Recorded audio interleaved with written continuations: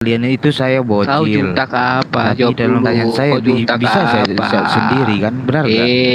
Kau juntak apa? Aku tanya dulu kau juntak apa? Jangan lari dalam konteks. Kau juntak apa? Konteks. Kau Jangan lari juntak dari apa? situ. Kau juntak apa? Dia bukan Lari kau dari Batak, situ, udah Bang coy. Anggi. Bukan Batak dia. Iya, gak bisa jawab kan? Hah? Gak bisa jawab kan? Mau orang Batak, wah. Oh, memang lu sih juntak kau. Ah, Kau juntak apa? berbahasa Batak Julai. Oh, lu juntak. Oh, lu juntak kah doh? Juntak kah doh? Kita bulu. Kita bulu nah. Orang nama lu sih tor. Kamu polis nomor 3. Kamu polis Bahasa Ibrani ya yang di atas ya, bahasa Ibrani. Enggak usah ditranslate sama kalian di bawah ya. Bahasa Ibrani itu. Aduh, jangan merdadika. Bentar, makanya jangan pernah menilai seseorang kalau kalian nggak ngerti. Kenapa sebut pertanyaan tersebut? Kalian nggak ngerti, biar aku jawab. Urus aja narumu yang selengkangan itu. Makanya kalau Masa soal-soal anak kecil begini, jangan pernah tidurin. menilai seseorang itu. Itu makanya Nabi apa jangan. kok? Juntak. Ada lagunya Juntak. juga. Anak kecil itu Juntak. dengerin. Apa keimananmu Juntak? Jangan pernah menilai seseorang. Yang saya pertanyakan itu kau jawab dulu. Masya Allah. Iya akan dijawab. Tapi kita kan harus tahu keimananmu itu Maksud- apa sebenarnya Juntak. Asing. Dia bertanya keimanan, sedangkan saya udah tahu iman saya kemana. Gimana? Masya Allah. Aku Akidahmu ini loh. apa Juntak? Halo, salam Inilah, juga semuanya. Inilah contoh manusia yang terlalu tinggi otaknya jadinya hang. Masya Allah. Contoh. Orang cuma Kita ditanya. sering-sering jangan kayak gitulah. Ditanya saja tidak mau jawab. Jangan- Memang jangan ditanya begitu. pribadi lah. Emang ditanya begitu. Salah apa sih Juntak? Kamu nanya seperti itu pertanyaanmu itu bukan pertanyaan. Halo, biasa Sebenarnya saja. Oke, Welcome. jadi pertanyaan yang Gini benar loh. gimana? Oke. Gini, Oke, coy. saya ikutin Gini, kamu. coy. Iya, halo. Gini coy, dengarkan dulu. Kamu udah tahu saya arahnya kemana, tetapi kamu mempertanyakan itu lagi. Masukmu apa tujuan? Nggak ada kursi, nggak usah naik lagi cuma itu, nggak ada kursi. Juntak gini loh, ya kan. Kalau kau satu akidah sama kami akan ingatkan kau, ya kan. Tapi kalau kau beda akidah sama kami, saya akan Akidah bicara itu- sampai batas-batas yang dimana ranah-ranah itu tidak menyinggung kau Udah. ke depannya. Itu maksudnya. Akidah, emangnya Nah, akidah kalian yang seperti buta apa? huruf disembah-sembah. Akidahmu itu seperti apa? Arya, Nggak cukup kursi kami, di bawah aja Kau, ya. aduh, Arya. kau ditanya saja agamamu apa? Gini Arya, kan saya udah jelas nih. Saya udah jelas orangnya, arahnya kemana. Akidahmu kemana?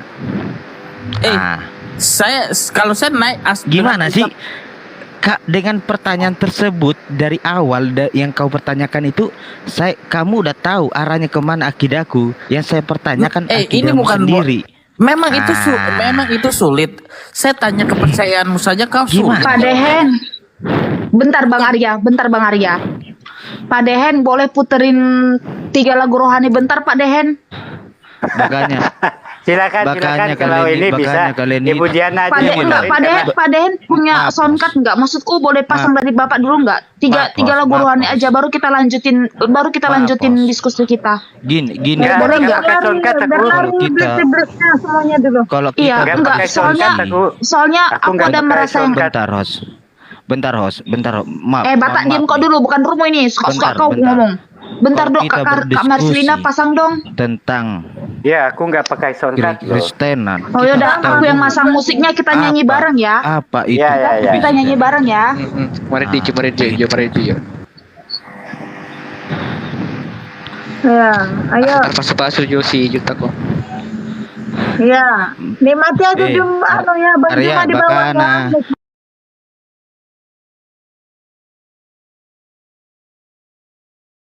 Waduh. Agama Islam. Islam, Bang. Udah jelas jilbabnya kelihatan gitu. Tapi enggak juga Mikaya itu. Itu Mikana, Mikaya. iya Mikana, iya Mikana, Mikaya. Itu lagi. KW. Itu Iya. KW, masa kalian enggak bisa bedain antara KW yang bener? Iya, itu. Mereka kan pakai hijab berusaha iya dia berusaha meniru gitu loh supaya terkecoh orang dikiranya itu forum muslim. Nah, ternyata forumnya itu kayak gitu loh. Dulu kan nggak make kan mereka kan? Iya. Salah satunya dia yang dibuat.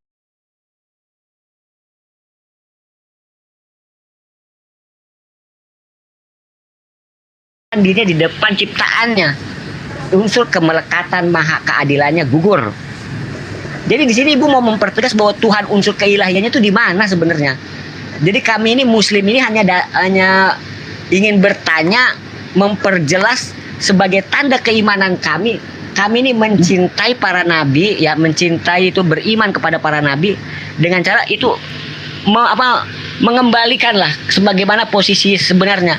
Karena ibu ini dan saudara kita Kristen ini selalu senantiasa nih menghidupkan fitnah yang terus dihidupkan ini. Fitnah itu terus dihidupkan dengan mengatakan Yesus Nabi Isa itu adalah Tuhan. Ini fitnah yang terus dihidupkan udah 2000 tahun ini. Jadi Bu, saya minta di Ibu pertegas jawabannya Bu, di mana dia posisi ketuhanan Yesus ini? Yang menurut Ibu ini harusnya sih logis lah. Silakan Bu, makasih. Ini lagi Pak, di dalam Matius 24 ayat 30. Pada waktu itu akan tampak tanda anak manusia di langit, dan semua bangsa di bumi akan meratap, dan mereka akan melihat anak manusia itu datang di atas awan-awan di langit dan segala kekuasaan dan kemuliaannya. Emangnya manusia atau utusan atau nabi ada malaikatnya Pak? Para malaikatnya katanya. Dia di ayat apa? Di ayat 31, dan ia akan menyuruh keluar malaikat-malaikatnya dengan meniup sangkakala yang dahsyat bunyinya, dan mereka akan mengumpulkan orang-orang pilihannya dari keempat penjuru bumi dan ujung langit yang satu ke ujung langit yang lain. Bayangkan itu, Tuhan Yesus menyuruh para malaikatnya untuk meniup sangkakala yang dahsyat bunyinya Pak. Apakah itu seorang manusia? Apakah dia seorang utusan? Apakah itu seorang nabi? Enggak mungkin. Kalau enggak Tuhan, enggak akan mungkin dia berani memerintahkan malaikatnya untuk meniup sangkakala yang dahsyat itu. Begitu Pak. Oke, terima kasih Bu, terima kasih. Kalau Ibu pakai apa bempernya, ya Ibu ambil yang dari situ ya. Saya bisa berani menegaskan Bu, enggak usah Yesus. Ya, Ibu aja, Ibu nih saat ini ketika Allah menghendaki ya, guys, bahwa ketika Allah menghendaki seperti apa yang dikuasakan kepada Yesus, Ibu sendiri mampu ketika Allah yang menghendaki. Ya, ini ke atas kehendak Allah dulu Bu. Jadi bukan maunya Yesus, tapi udah ada dulu kehendak Allah di sini. Jadi kita nggak bisa mau ngapa-ngapain, udah kehendak Allah Bu. Nah kalau benar Ibu yang Ibu katakan tadi ya, di dalam kitab Ibu tertulis loh Bu. Saya sering tanya ini Bu, ketika Yesus pada hari terakhir itu berterus terang Bu, ya kan? Ini agak-agak, saya benar, ini kalau ini mah yang berterus terangnya saya agak-agak rumit. Kok Yesus dia sebagai Tuhan pada hari terakhir dia berterus terang, lalu dia ngeluarin ciri-ciri ada 5 kan Bu. Siapa yang bernubuat atas namanya, siapa yang mengusir setan pakai namanya, siapa yang menyebut dia apa manggil-manggil saya nama Tuhan. Nah, itu 5 ciri itu identik dengan Ibu loh, gak ada di selain Ibu.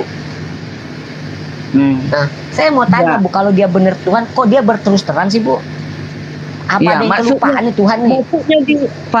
Maksudnya di ayat Matius itu, enyahlah kau dari hadapanku, hai engkau sekalian yang membuat kejahatan, kan katanya kan Pak. Ya, betul. Maksudnya itu yang tidak melakukan kehendak Bapa. Contoh, jangan membuat bagimu patung, baik menyerupai apapun di darat, di udara, di laut, kan gitu. Karena ada teman-teman Kristen yang lain membuat patung, dia menyembahnya, membungkuk ke hadapannya. Dan contoh, maaf ya Pak, kalian lah batu hajar aswad, kalian membungkuk ke hadapannya. Dan tunggu dulu, aku dulu satu. Kan Bapak tadi yang ngomong nggak kusenggah. Tunggu, baru kan. Mohon maaf, silakan. kalian mempercayain batu itu bisa menghapus dosa, baik juga dengan yang lain-lain Kristen itu bisa patung itu mengampuni dosanya. Nah itulah maksudnya di hukum itu, hukum kedua. Makanya dibilang enyahlah kau dari hadapanku katanya. Terus hukum keempat, ingat dan kuduskanlah hari Sabat. Kami umat Advent menguduskan hari Sabat, yaitu hari Sabtu. Tetapi teman-teman yang lain menukar menjadi hari Minggu, atau bapak-bapak sekalian yang Islam menukar menjadi hari Jumat. Enyahlah kau dari hadapanku, kata Allah kelak. Terus jangan membunuh, kata Allah. Sementara kita umat manusia membunuh, padahal membunuh itu merusak bumi. Contoh, tengok itu teman saudara-saudara kita yang di Israel, yang di Palestina, yang di Syria, yang di mana-mana pun ada peperangan. Kalau sudah terjadi pembunuhan, hancur semua, kasihan. Sampai mereka makan pun nggak makan. Sepotong roti pun susah untuk didapatkannya. Sampai saya tonton rumput dimakannya. Kadang saya menangis melihat itu. Kenapa lah mesti pemerintah itu, presiden-presiden itu, atau pejabat-pejabat itu sampai rela serang, perang katanya. Padahal nggak tahu dia rakyat yang kecil lah yang imbasnya, nggak makan, jadi rumput lah yang dimakan, begitu Pak. Jadi Tuhan itu makanya turunkan hukum itu Pak. Iya. Jangan membunuh. Assalamualaikum warahmatullahi wabarakatuh, abang aku.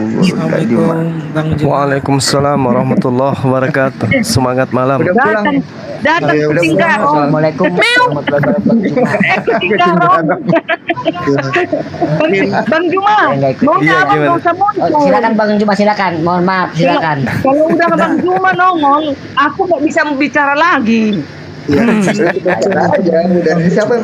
aja Bu, biasa aja. Ya, Ya, silakan. Sebelum Bang Juma ya, mungkin mau pamit juga buat Bang Zuma, buat Imrus, Bang Imrus sama Bang Satunya juga. Ini saya mau menanggapi sebentar. Silakan. Ya. Ibu bagus tadi mengatakan Yesus menerapkan syariat itu juga di Matius 5 ayat 21. Saya percaya Bu. Kamu telah mendengar yang difirmankan kepada nenek moyang kita, jangan membunuh. Siapa yang membunuh harus dihukum. Alhamdulillah saya percaya Bu. Tapi Ibu nggak tahu apa yang dikatakan Paulus juga. Paulus meniadakannya di Roma 7 ayat 6. Demikianlah sekarang tidak ada penghukuman bagi mereka yang ada di dalam Kristus Yesus. Tidak ada penghukuman bagi mereka yang ada di dalam Kristus. Oh, begini Pak, kalau dia hidup di dalam Kristus Pak, berarti dia menuruti hukumnya Pak. Kalau dia hidup dalam Kristus, melanggar hukumnya, berarti nggak hidup di dalam Kristus itu Pak. Iya, sebentar Ibu. Iya, makanya itu yang Ibu katakan tadi, buat penghukuman tadi, di Matius 7 ayat 21 ya Bu ya, sampai 23. Pada hari terakhir banyak orang yang berseru kepadaku, Tuhan, Tuhan, Tuhan. Pada waktu itulah aku berterus terang, enyahlah dariku, kalian pembuat kejahatan. Dibaca semuanya Bu, biar nggak yang diambil, biar nggak sepotong-potong gitu loh. Meong, langsung meong itu, meong. Ya, masuk meong. Kalau Gudian itu nggak marah, dia orangnya baik hati dia. Makanya ketika ada yang mengatakan di sana, dikatakan beliau dikatakan Tuhan, Tuhan, Tuhan, diinyahkan Bu. Umat-umat kalian ini Bu. Ini yang berbicara Yesus, bukan siapa lagi Bu, gitu loh. Iya, itulah yang dikenyahkan tadi, yang pembunuh, yang hidup di dalam Kristen. Tidak ada lagi penghukuman katanya hidup di dalam Kristen. Kalau hidup di dalam Yesus, dia tentu dia. Iya, sebentar. Mana? Itu bukan suara Bapak, kencangkan suara Bapak kayak Bang Juma. Kukira Bapak udah tinggal. Beda lah Bu, beda. Beda itu. Hakikat ya bukan untuk membunuh Bu, itu di Matius 7 ayat 21 itu. Yang menyatakan apa? Tuhan, Tuhan, Tuhan. Berarti dia ini nggak mau dipanggil Tuhan, makanya dikatakan enyahlah. Loh. Enyahlah dariku kalian pembuat kejahatan. Karena Yesus nggak pernah mengajarkan itu. Gitu loh, nggak pernah mengajarkan dirinya sembahlah aku adalah Tuhan. Nggak pernah Yesus mengatakan itu. Makanya Ibu harus sepakat kalau yang mengajarkan tentang menuhankan Yesus itu Paulus sendiri, 2 Korintus 1 ayat 3 sama di Roma 8 ayat 39 udah jelas di situ dikatakan apa?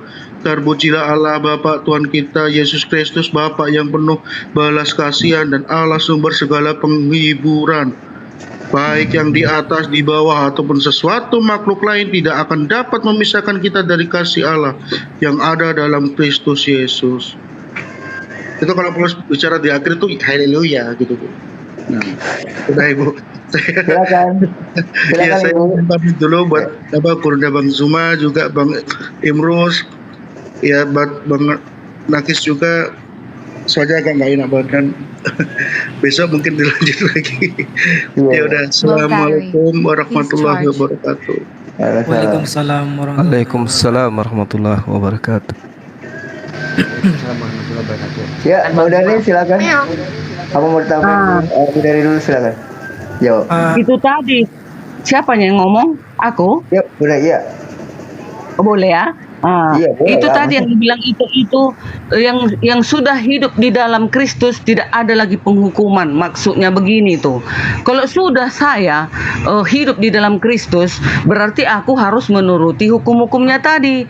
Jangan membunuh, jangan berzina, jangan mencuri, menguduskan hari Sabat, jangan mengingini milik sesamamu. Itulah yang harus kulakukan. Itulah yang hidup di dalam Kristus. Gitu maksudnya, bukan ada penghukuman. Kalau sudah aku pengikut Yesus, sudah bebas aku melakukan perzinahan, bebas aku pembunuhan. Oh tidak, bukan gitu maksudnya. Gitu loh. Oke. Bang Juma silakan. Iya, baik. Bismillahirrahmanirrahim. Tadi yang pertama terkait dengan apa yang saya dengarkan dari saudari kita Ibu Darni, yang mengatakan bahwa Yesus itu Tuhan dikarenakan Yesus memiliki malaikat. Kalau Ibu membaca Wahyu 12 nomor 7, di situ jelas dikatakan bahwa ular naga juga memiliki malaikat-malaikat.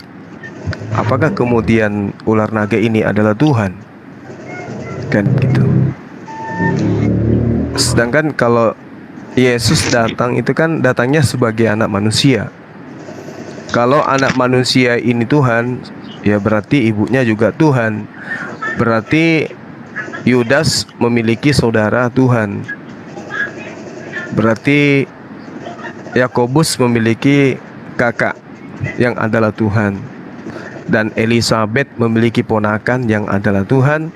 Begitu juga Zakaria, ponakannya adalah Tuhan. Maka bisa jadi terjadi nepotisme nanti. Apalagi Maria. Maria adalah manusia yang anaknya adalah Tuhan. Artinya ya mau tidak mau, karena tidak ada data kemudian Yesus itu disembah oleh Maria, Yesus harus adil. Karena Maria tidak menuhankan dirinya, tidak percaya akan ketuhanan anaknya, maka mau tidak mau Maria harus masuk ke dalam neraka. Ya, apakah kemudian ini rasional ketika seorang anak yang dilahirkan oleh ibunya sendiri, dikarenakan ibunya tidak menuhankan dirinya, maka kemudian ibunya ini masuk ke dalam neraka? Karena jelas orang yang percaya kepada Yesus dalam hal ini dipaksakan adalah percaya bahwa dia itu adalah Tuhan, maka dia akan diselamatkan. Dan orang yang percaya kepada Yesus, yang tidak percaya kepada Yesus dalam hal ini, tidak percaya kepada ajaran Paulus yang mengatakan dia adalah Tuhan, maka tempatnya adalah neraka. Nah, tidak ada data di dalam Bible Maria kemudian melakukan teladan yang dicontohkan oleh Paulus, yaitu menyembah Yesus dan seterusnya. Itu tidak ada pernah Maria contohkan. Iya, nggak ada. Iya. Lalu bagaimana nasibnya seorang ibu yang melahirkan Tuhannya, Ibu Darni ini, yang tidak menyembah Yesus layaknya umat Islam? Apakah pilih kasih karena dia dipinjam rahimnya, maka dia punya kredit plus untuk Maria dari Sang Yesus yang pernah meminjam rahimnya selama 9 bulan? Apakah ini ajaran kasih? Apakah ini disebut adil? Karena celakanya di sini karena Ibu Darni mencoba untuk memaksakan Yesus ini sebagai Tuhan. Padahal kesaksian Yesus ketika ia datang di dalam Yohanes 5 nomor 36 itu sudah tidak bisa kita bantah. Islam siapapun pangkatnya nggak boleh membantah itu. Kenapa? Karena itu kesaksian dari mulut Yesus sendiri. Siapa Yesus menurut Yesus, bukan siapa Yesus menurut Darni, Ibu Darni, atau Yesus menurut Advent, tetapi Yesus menurut Yesus. Ada kesaksianku yang lebih penting dari kesaksian Yohanes Pembaptis, bahwa segala pekerjaan yang aku lakukan, pekerjaan itulah yang kemudian bersaksi bahwa Bapa yang telah mengutus aku. Nah sekarang justru Advent menjadikan Yesus itu Tuhan oleh karena pekerjaan-pekerjaan Yesus itu yang luar biasa itu, membangkitkan orang mati dan seterusnya. Padahal Yesus bersaksi bahwa pekerjaan itu hanya bersaksi kalau dia itu utusan Tuhan, bukan Tuhan itu sendiri. Nah karena itulah kemudian ya, kalau hanya karena Sabat lalu lantas kemudian yang diimani Ibu Darni ini adalah benar, maka bagaimana dengan yang lain menuhankan Yesus? Ini parah. Ini lebih parah.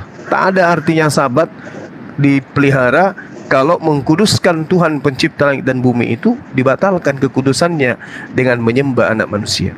Saya kira gitu sementara dari saya. Apabila Yesus kembali ke dunia, orang-orang yang bersedia akan menyambut dia dengan mengatakan, sesungguhnya inilah Allah kita yang kita nanti-nantikan supaya kita diselamatkan. Yesaya 25 ayat 9. Coba dibaca ya. Yesaya 25 ayat 9. Pada waktu itu orang akan berkata, sesungguhnya inilah Allah kita yang kita nanti-nantikan supaya kita diselamatkan. Inilah Tuhan yang kita nanti-nantikan. Marilah kita bersorak-sorai dan bersukacita oleh karena keselamatan yang diadakannya. Nah, itu Bang Juma, kan yang kita nanti kayak kami lah. Kami kan yang kami nanti-nantikan adalah Tuhan itu. Itulah Yesus, itulah Allah kita. Katanya ini di dalam Yesaya 25 ayat 9. Bagaimana itu Bang Juma ayat ini? Iya. Jadi gini Bu, di dalam kitabnya orang Yahudi, kalau itu yang Anda jadikan sebagai acuan bahwasanya Tuhan yang kita nantikan akan betul-betul datang dalam rupa manusia, dilahirkan oleh manusia, itu terbantahkan oleh kitabnya Yahudi itu sendiri. Di dalam 2 Tawarik 6:18 dan juga 1 Raja-Raja 8 nomor 27. Apa yang dikatakan di sana? Tetapi benarkah Allah hendak diam bersama dengan manusia di atas bumi? Ini penekanan. Sesungguhnya langit, bahkan langit yang mengatasi, yang meliputi segala langit pun tidak dapat memuat engkau. Maka kami menyebutnya Maha Besar, Allahu Akbar. Terlebih lagi rumah yang kudirikan ini, rumah aja, langit aja, bahkan langit yang meliputi seluruh langit tidak dapat memuat Tuhan. Apatah lagi rumah, apatah lagi rahimnya Maria. Ini rasional aja kita membahas. Berarti Tuhan yang menyelamatkan ini bukan dia yang datang, bukan dia yang datang, tetapi utusannya. Jadi cara Tuhan menyelamatkan adalah mengutus utusannya untuk memberikan kemudian pedoman hidup. Jadi sang utusan ketika datang tidak ada satupun di antara mereka yang mengaku Tuhan, nggak ada. Kenapa? Keselamatan yang dijanjikan oleh Tuhan ketika mereka datang, itulah keselamatan itu. Barang siapa yang mengikuti aku, maka dia pasti selamat. Aku mengenal muridku, muridku mengenal aku, mereka mendengarkan aku dan mengikuti aku. Kalau misalnya dikatakan Tuhan itu datang dalam rupa manusia, sekali lagi saya katakan itu tidak disifati agama samawi, tidak disifati oleh ajaran para nabi. Makanya di dalam Yudaism itu tidak pernah kemudian mengajarkan Hasem yang mereka sembah itu nuzul menjadi manusia.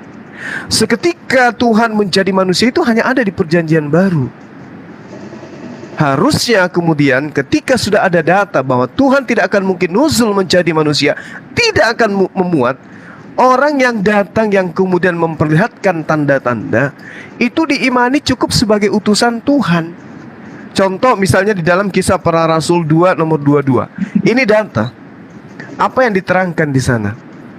Hai orang-orang Israel, dengarkanlah perkataan ini. Yang aku maksudkan adalah Yesus dari Nazaret.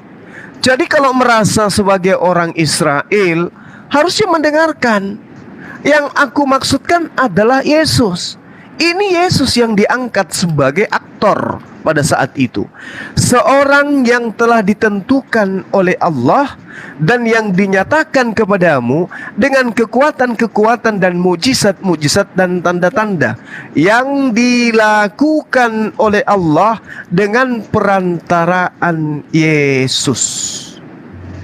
Jadi Allah tidak turun, Allah tidak datang. Yang datang itu utusan. Jadi utusan ini mempraktekkan pekerjaan Tuhan, ya, di tengah-tengah kaum di mana mereka ini diutus. Ini dalil. Hai orang-orang Israel, dengarkanlah perkataan ini. Yang aku maksudkan adalah Yesus dari Nazaret, seorang yang ditentukan. Jadi dia sudah ditentukan oleh Allah. Jangan dirubah ketentuan itu.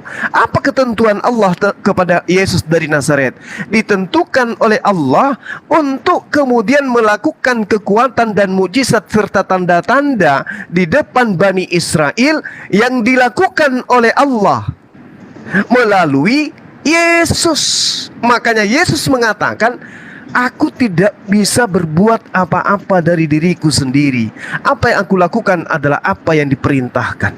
Makananku adalah melakukan pekerjaan yang diperintahkan oleh Bapa untuk aku lakukan dan aku selesaikan. Ini nyata ini. Berarti Yesus ini bukan Tuhan. Dia hanya perantara. Bukan kata Bang Suma. Ini data di dalam kitabnya Ibu. Hai orang-orang Israel, dengarlah perkataan ini. Yang aku maksud adalah Yesus dari Nazaret.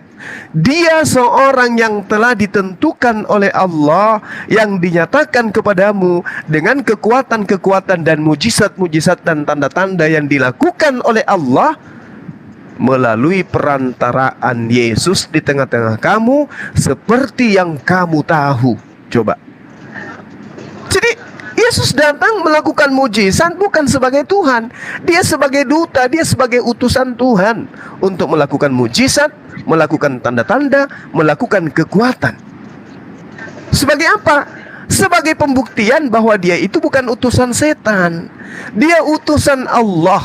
Maka sejatinya orang yang berakal mengimani Yesus sebagai utusan Allah. Layaknya umat Islam.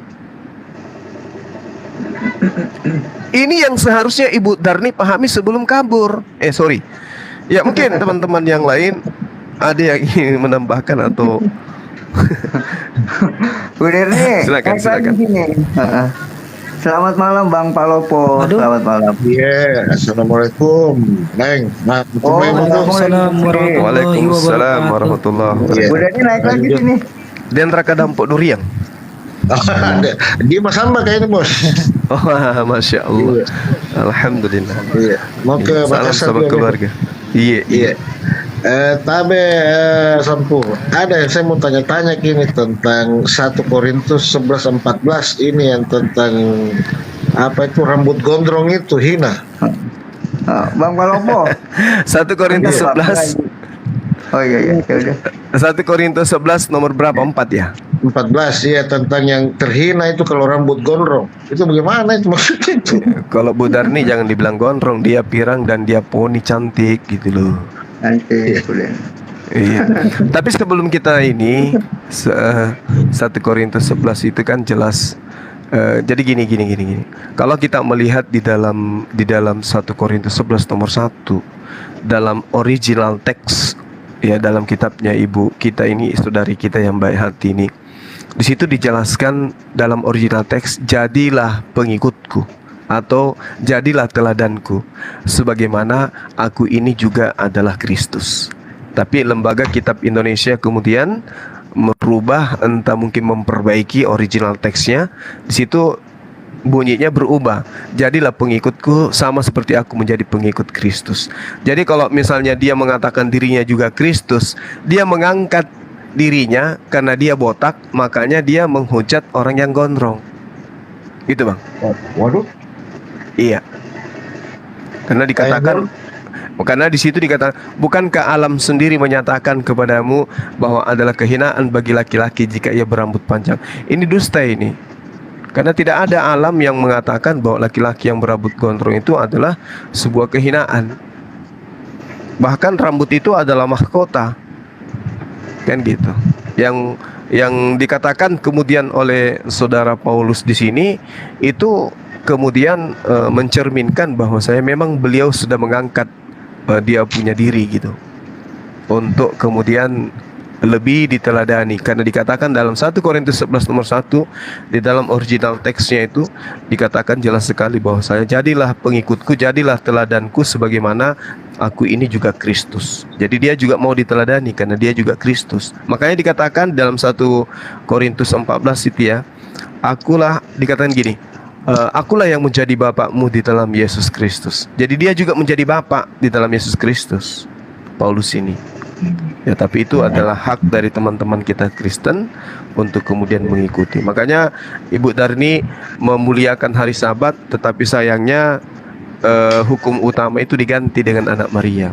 Sekira gitu kawan. Sekali lagi saya katakan, di dalam original teksnya dikatakan ginomai memites katos kago Kristus. Jadilah teladanku sebagaimana saya juga Kristus. Gitu. Dan ini belum ada yang bantah. Kristen belum ada yang bantah terhadap saya, karena mungkin mereka paham bahwa manuskripnya memang begitu, yang berbunyi itu seperti itu adanya. Oke, lanjut. Kemudian malam Bang Pungki, bentar Bun. Malam Bang Pungki apa cewek nih? Cewek cowok? Pungki, buka mute-nya itu ditutup. Laki-laki nih Bang. Oh, iya laki Bang. Dari Islam Kristen Bang. Dari Kristen. Oh iya, oke, silakan. Lanjut Bu Darni dulu ya, nanti gantian ya Bang Pungki ya. Kita lari dulu ke 2 Tesalonika 2 ayat 8. Bunyinya ya. Pada waktu itulah si pendurhaka baru akan menyatakan dirinya, tetapi Tuhan Yesus akan membunuhnya dengan nafas mulutnya dan akan memusnahkannya kalau ia datang kembali. Ayo, coba. Gimana itu Bang Juma ayatnya itu? Iya, jadi ini betul ini Bu. Jadi ini betul. Kenapa dikatakan membunuh? Karena memang enyahlah daripadaku kalian semua adalah pembuat kejahatan. Jadi dia memutuskan pembuat kejahatan ini kemana perginya? Di neraka. Di neraka perginya.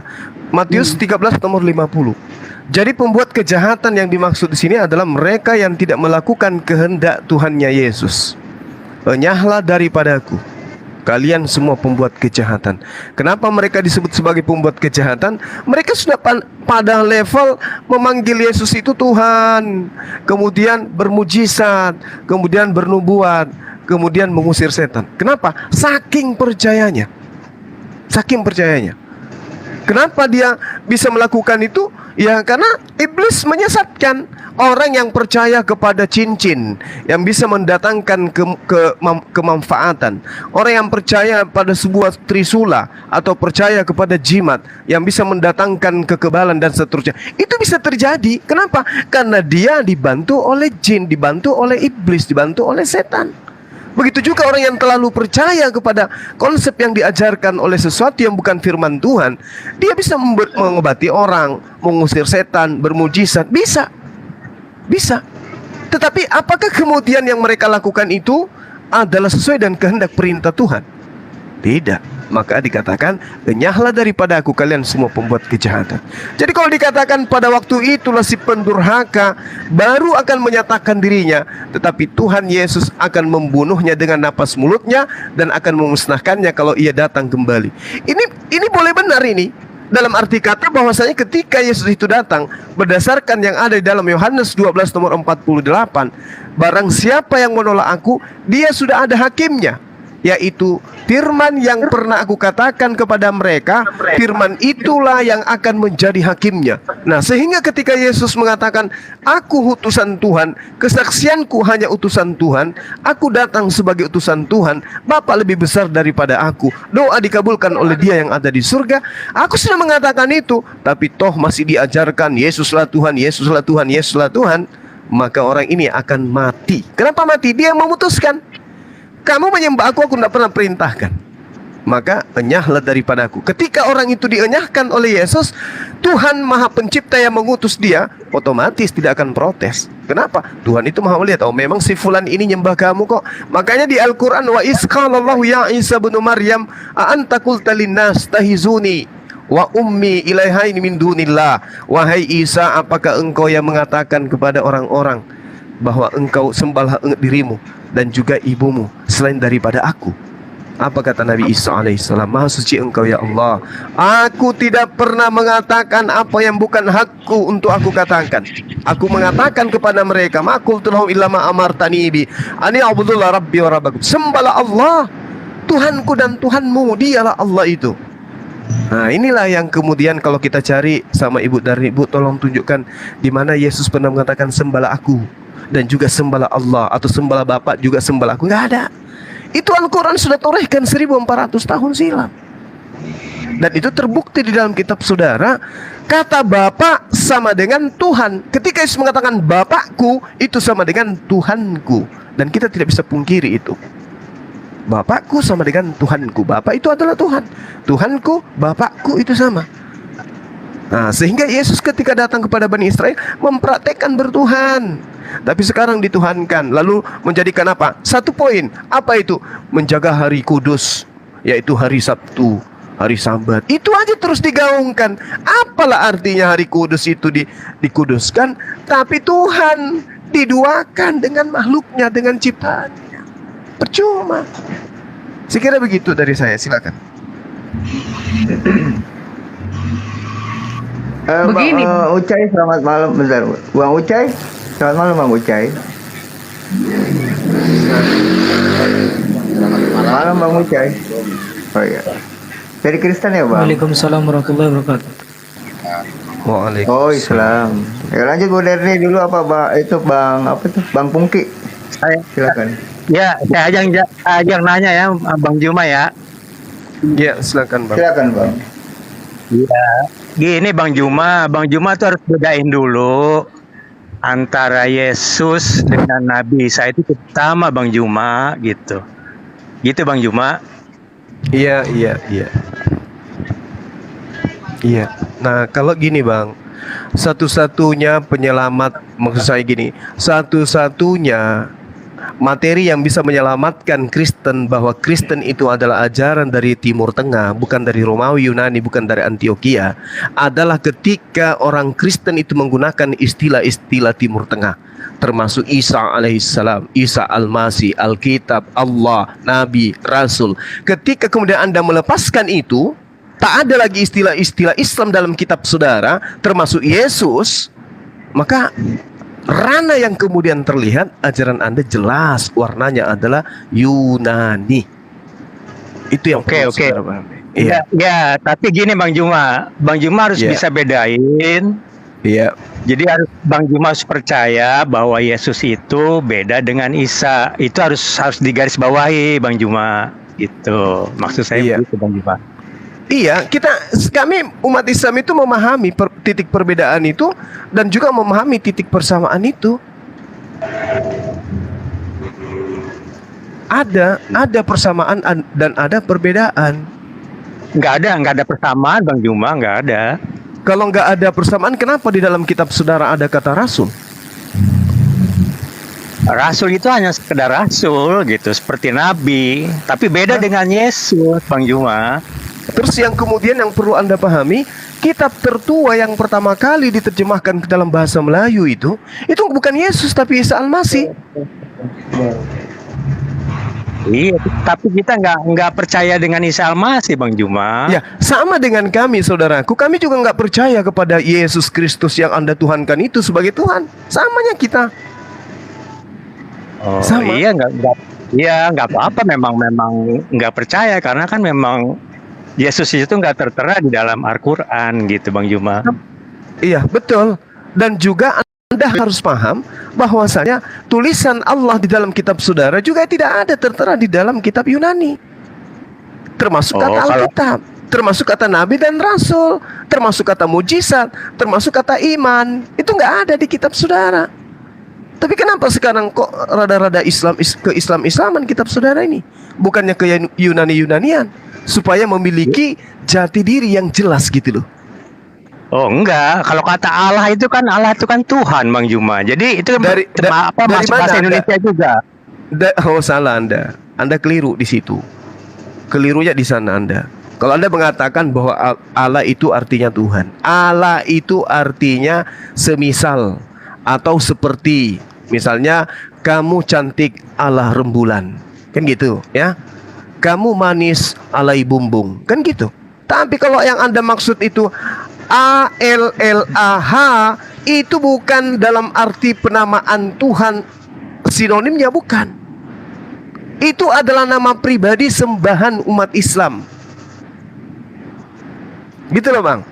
Tapi kalau misalnya Anda menggunakan kata Allah dalam perspektif bahasa Ibrani, bahaya itu. Karena itu larinya ke apa? Sumpah serapah, atau adalah yang biasa disebut sebagai pohon. Apakah Anda nyembah pohon atau menyembah sumpah serapah? Kan tidak. Berarti ranahnya lari ke Allah, Tuhan yang umat Islam itu. Itu Allah itu tulisannya Allah apa Allah itu, Bang? Nah sekarang di dalam kitab saudara itu ALLAH, kenapa dibaca Allah? Ya memang tulisannya Allah gitu. Kan kita orang Indonesia, ya bacanya Allah gitu, Bang, bukannya Allah. Gitu. Allah itu bukan bahasa Indonesia, Bung. Yang Anda maksud Allah ini artinya apa? Apa maksudnya Allah ini? Allah ini apa, Bang? Ya Allah itu ya sebutan yang maha kuasa gitu loh. Nah, sebutan yang maha kuasa itu kan Tuhan. Ya Tuhan Allah, sama aja, Bang. Loh, Tuhan Allah maksudnya Tuhan-Tuhan gitu? Bukan. Terus? Ya kita menganggap Allah itu memang Tuhan. Tuhan itu kan majemuk, Bang. Nah, berarti Anda mengambil Tuhan yang umat Islam masuk ke dalam kitab saudara. Harusnya Theos atau Krios. Kagak bisa begitu dong, Bang. Nggak bisa dong. Anda punya kitab dengarkan. Original teks kitab saudara itu apa rupanya? Bahasa Arab.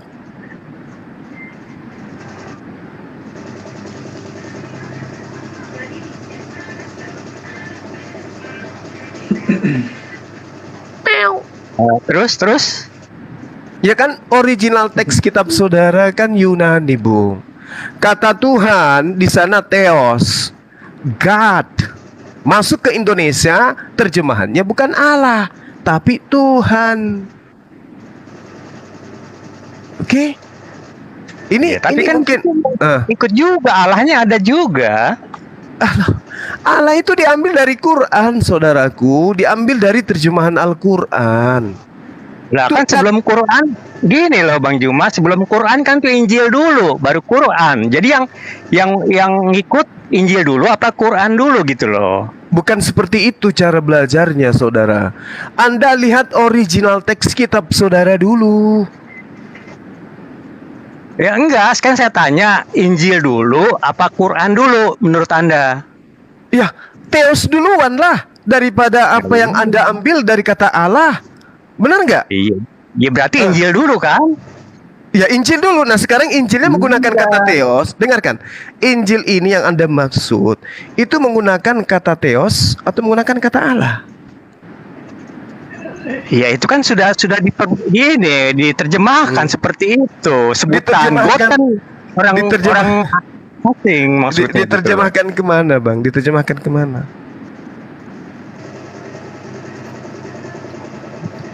Diterjemahkan kemana? Halo, Iya, tadi kan Bang di dalam Juma. Alkitab.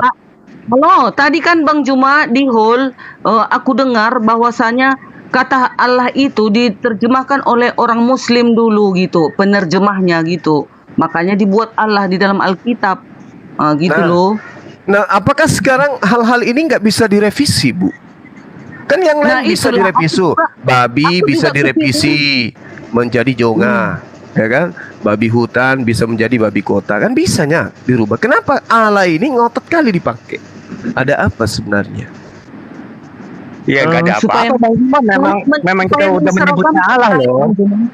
Enggak, Gimana? kurasa untuk menseragamkan kali. Supaya menseragamkan. Jadi gini, sebelum Islam itu datang, kata Allah itu sudah digunakan oleh keturunan Nabi Ismail. Nah sekarang Kristen ini duluan mana dengan keturunan Nabi Ismail? Itu dulu. Ismail lah. Ya, Ismail berarti lebih dulu Ismail dan keturunannya menggunakan kata Allah. Apa buktinya? Dalam Al-Quran diterangkan begini. Bismillahirrahmanirrahim. Kul man yarzukukum minas sama wal ard amman yamlikus sam'a wal absara wa may yukhrijul hayya minal mayyih wa yukhriju mayyih minal hayy wa may yudabbirul amr. Apa kata Allah di sana? Fasayaquluna Allah fakul afala tattaqun. Orang-orang Israel, orang-orang Quraisy, keturunan daripada Kedar Nebayot, ditanya kemudian pada masa itu, siapa yang memberi rezeki kepadamu dari langit dan bumi? Atau siapa yang kuasa menciptakan pendengaran dan penglihatan? Dan siapakah yang mengeluarkan yang hidup dari yang mati dan mengeluarkan yang mati dari yang hidup? Dan siapa yang mengatur segala urusan? Mereka orang-orang keturunan Kedar dan Nebayot pun menjawab, Allah. Coba. Berarti lebih dulu Ismail, benar kata Ibu Darni tadi. Jadi kalau Anda mengatakan orang Kristen lebih dulu menggunakan kata Allah, Kristen itu muncul belakangan. Kedar, Ismail, Nebayot lebih dulu, dan keturunannya itu Quraisy. Nah sekarang kalau saudara mau menggunakan kata Allah, silakan aja Anda gunakan, tapi pada koridor yang benar. Itu yang pertama. Kedua, kalau Anda kemudian mengatakan Nabi Isa itu bukan Yesus, tanggalkan kata Allah di dalam kitab saudara. Selesai. Kita tidak perlu berdebat. Ketika kemudian saudara membaca Bible, yang terjadi di sana, Yesus Kristus adalah anak Theos yang maha tinggi. Udah selesai. Mana ada umat Islam mau kemudian, loh, emang apa urusannya kita dengan Theos? Silakan aja dengan agama Anda. Tapi karena kitab saudara usil, ya kita berdialog seperti ini. Coba kitab saudara bukan lagi Alkitab. Bang Juma. Gimana? Bang Juma usilnya di mana sih? Usilnya di mana maksudnya? Sampul kitab saudara itu apa namanya? Oh. Kenapa itu ya? Ya tanyalah kepada saya, biar saya jawab. Kan gitu saudaraku, ya. Jadi sebenarnya kami umat Islam itu terlalu sabar. Kitab kami nama lainnya Al-Quran itu adalah Alkitab. Kok tiba-tiba nongol kitab dari Barat yang dibawa oleh penjajah, salah satunya dibawa oleh penjajah, masuk ke Indonesia kok berubah jadi Alkitab? Tapi kan Alkitab ini ya Bang Juma. La haula wala quwata illa billah. Harusnya kalau Anda itu paham, nama kitab saudara itu Biblika atau Biblos. Kalau mau di Indonesia kan adalah buku atau buku-buku atau kumpulan buku-buku. Apa itu kalau kumpulan buku-buku? Apa itu namanya? Clipping ya, kalau nggak salah. Jadi jangan jangan larinya ke Alkitab. Malu kita. Yunani kok menggunakan bahasa Arab. Alif Lam itu nggak ada padanannya. Gunakan kata Biblos. Kan gitu. Tapi ya kami umat Islam cukup memberikan peringatan bahwa harusnya kitab saudara itu Biblos. Jangan menggunakan bahasa yang kemudian Anda anti terhadap keyakinan itu. Alkitab itu adalah nama lain daripada Al-Quran. Dzalikal kitabu la raiba fihi hudal lil muttaqin. Alkitab itu tidak ada keraguan di dalamnya, petunjuk bagi orang-orang yang bertakwa. Dan orang bertakwa ini pengikut baginda Rasulullah Muhammad SAW. Berarti Alkitab yang dimaksud adalah Al-Quran. Karena kalian bukan golongan bertakwa. Gitu Bung cara belajarnya. Jadi Anda harus suka tidak suka, dialog ini kita harus tetap laksanakan untuk menyadari bahwa Isa, Yesus itu pada kesempatan yang sama dia adalah oknum yang sama, dan pada kesempatan yang sama dia adalah oknum yang berbeda. Sekarang yang membedakan apa? Perspektif iman kita. Yang menyamakannya apa? Tujuan dia datang ke atas muka bumi, tempat dia kemudian mengajarkan ajarannya. Itu. Kalau Anda melepaskan diri dari dari Isa alaihissalam, celaka Anda. Maka murni Anda itu adanya di Antioquia, larinya ke Zeus, dewanya orang-orang Romawi dan Yunani. Tapi kalau Anda masih menggunakan Isa, berarti Anda masih terseret dari ajaran para nabi. Karena kenapa? Ajaran para nabi itu menggunakan 3 bahasa, Ibrani, Aramaik, dan juga Arab. Yunani enggak. Makanya kalau saya dialog dengan teman-teman Kristen yang merasa dirinya hebat Bible, saya kadang nanya, teman-teman Kristenku, tolong bantu saya untuk mengetahui. Pengetahuan saya minim. Tolong tunjukkan nabi mana yang menerima wahyu dari langit dengan menggunakan bahasa Yunani. Nah itu dia. Enggak, bedanya jauh banget itu Bang Juma. Yesus sama Isa itu bedanya jauh banget Bang Juma. Iya, kalau pandangan dari sudut pandang mimbar gereja jelas jauh Bang. Yesus bagi kalian itu adalah manusia yang dipersembahkan kepada Dewa Molok. Sedangkan Nabi Isa adalah nabi yang mengajarkan Bani Israel untuk mempersembahkan persembahan sama seperti yang dipersembahkan oleh Nabi Musa. Itu jelas itu Bang. Al-Quran mengatakan, walikulli ummatin ja'alna mansakal liyazkurusmallah ala ma razaqahum min bahimatil an'am. Setiap kaum kami utus rasul dan kami syariatkan kepada mereka penyembelihan hewan kurban, hewan ternak. Nah, itu Dewa Molok apaan tuh? Bang Juma, Dewa Molok apaan itu ya?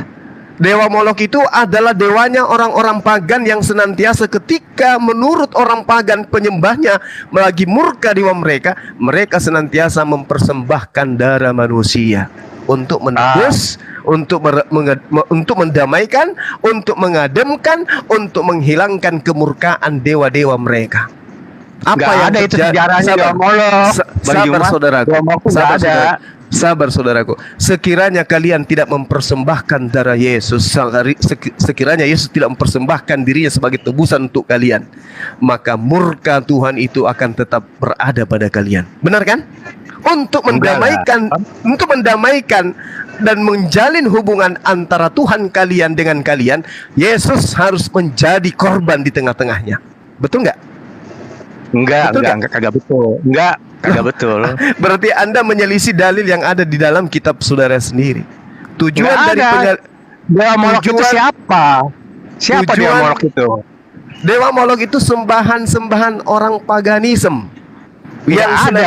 Nggak ada sejarahnya itu, nggak ada Bang Juma, nggak ada. Saudaraku, Imamat 18 nomor 21. Janganlah kau serahkan seorang dari anakmu untuk dipersembahkan kepada Dewa Molok, supaya jangan engkau melanggar kekudusan nama Allah. Akulah Tuhan, tidak ada yang lain. Dewa Molok nggak ada Bang Juma. Saudara, Anda kalau belajar sejarah ya, bagaimana kemudian orang Yunani kuno, Mesir kuno, Israel kuno, Romawi kuno, Aztek, Maya, Inka, Kelsik, dan juga bangsa-bangsa ini sebelum Kristen itu muncul, mereka senantiasa mendamaikan kemurkaan dewa mereka dengan mengorbankan anak manusia. Baca sejarah. Makanya Romawi dan Yunani ketika dipersembahkan Yesus sebagai penebus dosa mereka, mereka semua kegirangan dan seketika menerima ajaran Paulus itu, seketika tanpa pandang mulut, tanpa mereka melakukan seleksi. Sehingga apa? Ada konsili-konsili. Untuk apa? Untuk kemudian melanggengkan Yang tadinya Yeshua HaMashiach berubah menjadi Yesus Kristus. Kenapa? Di dalam nama Yesus itu masih ada dewa mereka, Zeus. Itu yang Anda harus pahami. Makanya pada abad ketiga, agama Kristen resmi menjadi agama resmi kekaisaran Romawi sampai hari ini. Iya, tapi nggak ada kaitannya dengan Dewa Molok lah. Mana ada yang percaya sama Dewa Molok? Kita nggak percaya dewa loh. Saudaraku, kalau Anda tidak sorry ya, Anda kan ini korban. Ya, Anda bukan pelaku. Yesus memang berpesan di dalam Matius 23 nomor 15. Celakalah engkau wahai ahli Taurat, wahai orang Farisi, wahai orang munafik. Engkau meninggalkan Yerusalem, menyeberangi lautan, menjelajahi daratan, mentobatkan orang non-Yahudi masuk menjadi pengikutmu, menjadi orang neraka, dan 2 kali lebih jahat daripada engkau. Jadi pengikut daripada orang Farisi ini tidak sadar kalau mereka itu bertaubat, tetapi tobatnya itu justru menjadi orang neraka dan 2 kali lebih jahat daripada pendiri agama itu sendiri. Ini yang Anda tidak sadari gitu loh. Kenapa? Di tempat ibadah Anda hanya diberikan janji-janji kesenangan-kesenangan saja. Bahkan ibadahnya pun begitu indahnya, hanya menyanyi-menyanyi saja. Betapa indahnya begitu musik dilantunkan. Tuhan kita maha dahsyat, menyentuh jiwa kita. Kan begitu. Enak tuh lagunya tuh. Lagunya enak. Siapapun yang masuk ke gereja, ketika mereka dilantunkan lagu-lagu seperti ini, mereka akan terhipnotis. Tapi apakah itu sudah benar keadaannya seperti itu? Kan tidak. Perintah Tuhannya di dalam Yesaya 66 nomor 23, apa yang dikatakan? Sabat boleh berganti sabat, minggu berganti minggu, bulan berganti bulan, tahun berganti tahun, tetapi seluruh anak manusia akan datang sujud menyembah kepadaku. Bukan nyanyi-nyanyi, tapi sujud. Itu nubuat.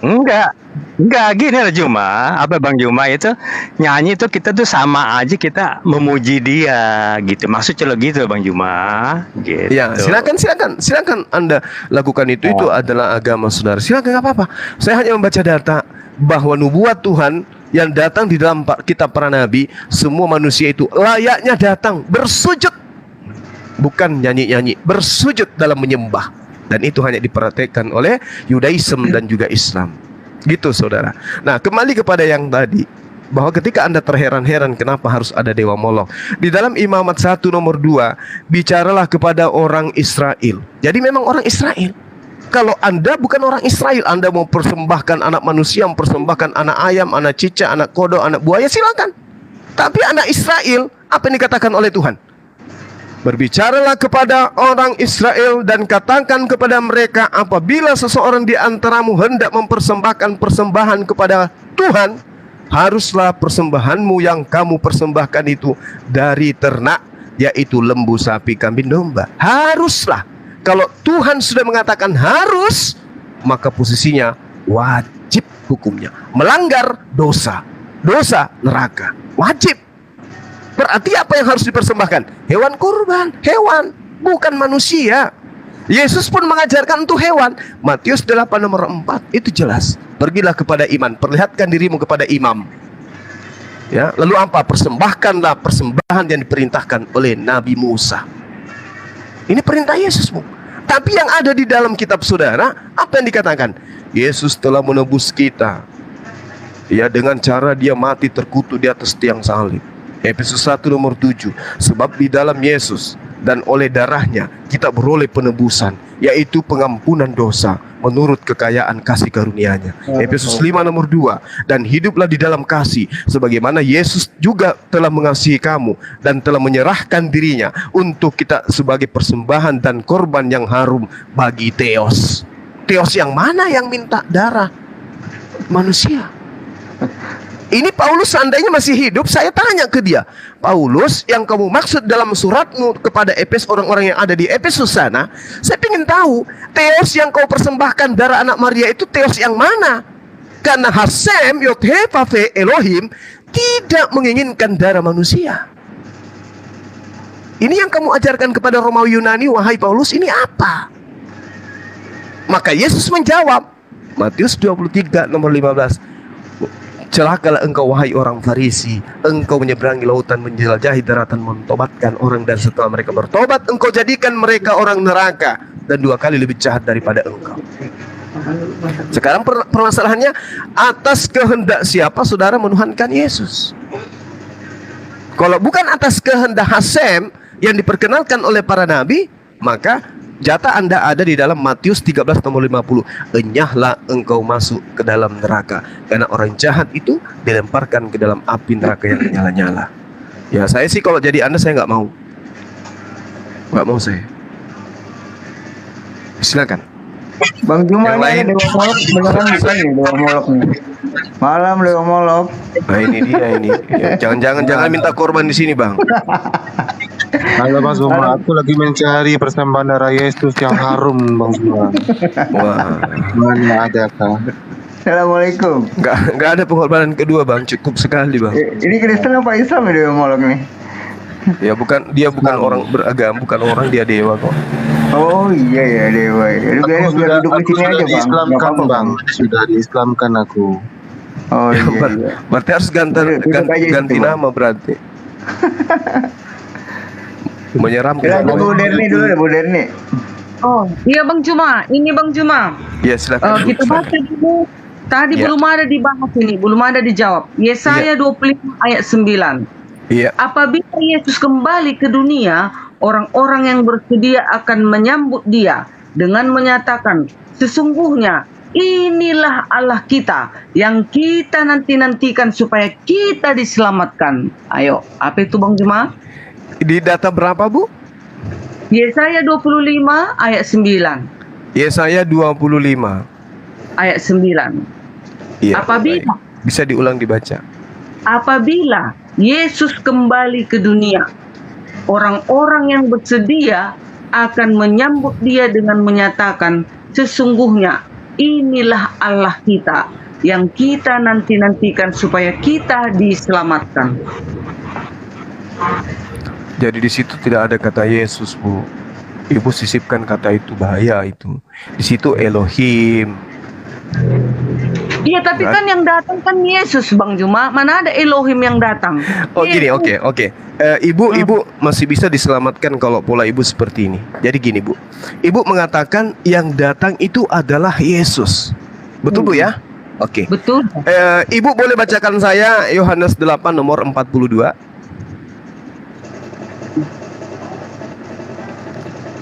Ibu Darni malam ini kelihatannya saudari saya ini sehat. Oh, kalau cantik nggak usah diragukan, Bang. Artis beliau ini. Artis. Apa? Iya, gimana Ibu? Ayat berapa Bang Juma? Yohanes 8 nomor 24.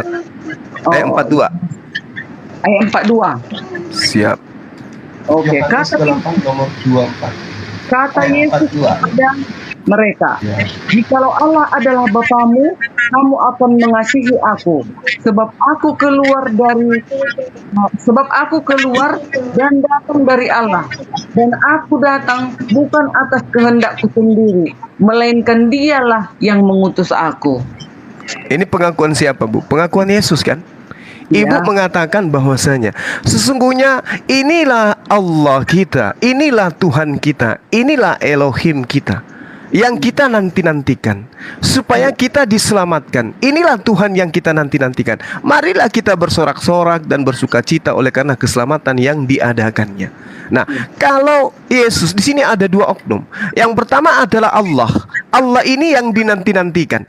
Kalau yang dinanti-nantikan adalah Yesus, kenapa Yesus mengatakan aku datang bukan atas kehendakku sendiri? Iya. Ya, katanya yang dinantikan adalah Allah. Tapi kenapa Yesus mengatakan aku datang bukan atas kehendakku? Posisi Yesus di situ hanya sebagai utusan yang keluar dari Tuhan, yang datang dari Tuhan. Tetapi Bang Juma, Allah kan nggak ada datang-datang Bang Juma. Memang Ibu, saya katakan tadi, Ibu yang baik hati, kan tadi saya sudah mengatakan di dalam 2 Tawarik 6 nomor 18. Tuhan tidak akan mungkin datang. Hancur luluh dunia ini. jangankan bumi, langit, jangankan langit, esensi langit yang maha besar, yang maha luas, yang meliputi langit-langit yang ada, langit pertama, kedua, ketiga, keempat, kelima, keenam, diselimuti oleh langit ketujuh, tidak dapat memuat Allah, apalagi rahim Ibu Maria. Maka Yesus mengatakan, aku datang bukan atas kehendakku sendiri, tetapi kedatangan beliau membuktikan bahwa Tuhan kita betul-betul ada. Allah itu betul-betul ada. Apa bukti beliau ada? Dia mengutus utusannya yang begitu hebat. Yesus membuat air menjadi anggur, orang picek menjadi melek, orang buntung menjadi jalan, bahkan orang mati bangkit dari kematian. Kenapa bisa begini? Tuhan telah datang melalui utusannya. Lalu kemudian utusannya ketika ia datang, apa dikatakan? Hidup kekal itu adalah mereka mengenal Engkau, satu-satunya Tuhan yang benar, dan mengenal Aku yang Engkau utus. Selesai. Jadi Tuhan betul datang, tetapi yang datang utusannya. Sama ketika saya datang ke Bu Darni, salam alaikum Bu Darni, selamat pagi. Ibu gimana kabarnya Bu? Ibu lagi di mana? Oh saya lagi di Karo, lagi di Toba. Saya Bang Zuma. Bang Zuma di mana? Aku di Makassar. Bu Darni, aku datang untuk memberikan informasi. Aku datang Bu. Aku datang ke ibu. Akhirnya ibu mengumpulkan orang-orang yang ada di sana. Bapak-bapak dan ibu-ibu. Tadi saya ditelepon oleh Bang Zuma, orang tertampan di Sulawesi Selatan. Dia informasikan dia mau menjadi calon di sini, calon kepala desa. Kan itu. Berarti tadi saya datang ke Ibu Darni, walaupun melalui utusan suara saya kepada ibu. Begitulah pencipta langit dan bumi. Datang. Makanya ketika utusannya datang, orang bersorak-sorak. Hosana, Hosana anak Daud, diberkatilah dia Yesus Kristus. Kan itu, dia diselawatkan, dia dipuji, dia disanjung, dia didoakan. Kenapa? Dia adalah utusan Tuhan. Bang Juma. Iya silakan Bu. Utusan Iya. Tuhan kok bilang inilah Allah kita. Masa utusan dibilang begitu? Inilah. Ibu silakan buka Yohanes 10 nomor 34, 35, 36. Yesus mengatakan apa di sana Ibu? Bukankah di dalam kitab Tauratmu dikatakan, siapapun yang diserahi tugas untuk menyampaikan firman, maka dia adalah Allah, maka dia adalah Tuhan. Jadi Yesus sama seperti baginda Rasulullah Muhammad SAW, sama seperti Nabi Musa alaihissalam. Bayangkan kemudian baginda Rasulullah Muhammad SAW naik di mimbar atau naik di bukit, lalu kemudian orang-orang Jazirah Arab mendengarkan ceramahnya, khutbahnya. Apa yang dikatakan oleh Rasulullah Muhammad SAW? Innani anallah la ilaha illa ana. Wahai orang-orang Arab, wahai orang-orang yang ada di sini, dengarkanlah khutbah saya. Sesungguhnya aku ini adalah Allah. Sesungguhnya aku ini adalah Tuhan. Aku ini pencipta langit dan bumi. Tidak ada Tuhan selain aku. Maka sembahlah aku.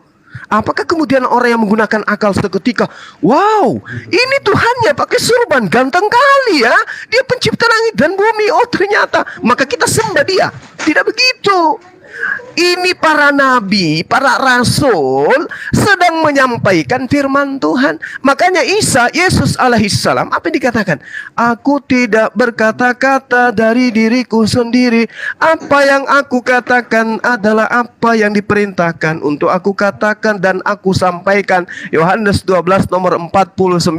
Jadi kalau Yesus kemudian naik di atas pohon yang paling tinggi, lalu dia memanggil, wahai orang Farisi, wahai kalian orang Saduki, wahai orang Galatia, orang Efesus, orang Roma, orang Yunani, orang Bethlehem, orang Yerusalem, dengarkan oleh kalian. Aku ini adalah Tuhan. Tidak ada Tuhan selain aku. Maka sembahlah aku. Apakah kemudian orang yang berakal akan menyembah Yesus? Tidak. Kenapa? Karena dia nyata manusia. Sementara Tuhan itu tidak manusia dan bukan manusia. Berarti dia ini siapa? Oh, dia utusan Tuhan yang sedang diutus oleh Tuhan sebagai duta perwakilan Tuhan, sebagai tanda perantara Tuhan antara manusia dengan Tuhannya untuk mengatakan tentang Tuhan. Maka ketika Yesus itu datang, dikatakan, sembahlah Allah, Tuhanku dan Tuhanmu. Seperti itu Bu. Yesus tidak bisa berbuat apa-apa. Tapi karena dia utusan pencipta langit dan bumi, oh, sombong dia. Hebat dia, Bu, karena dia utusan Tuhan. Jangankan baginda Yesus.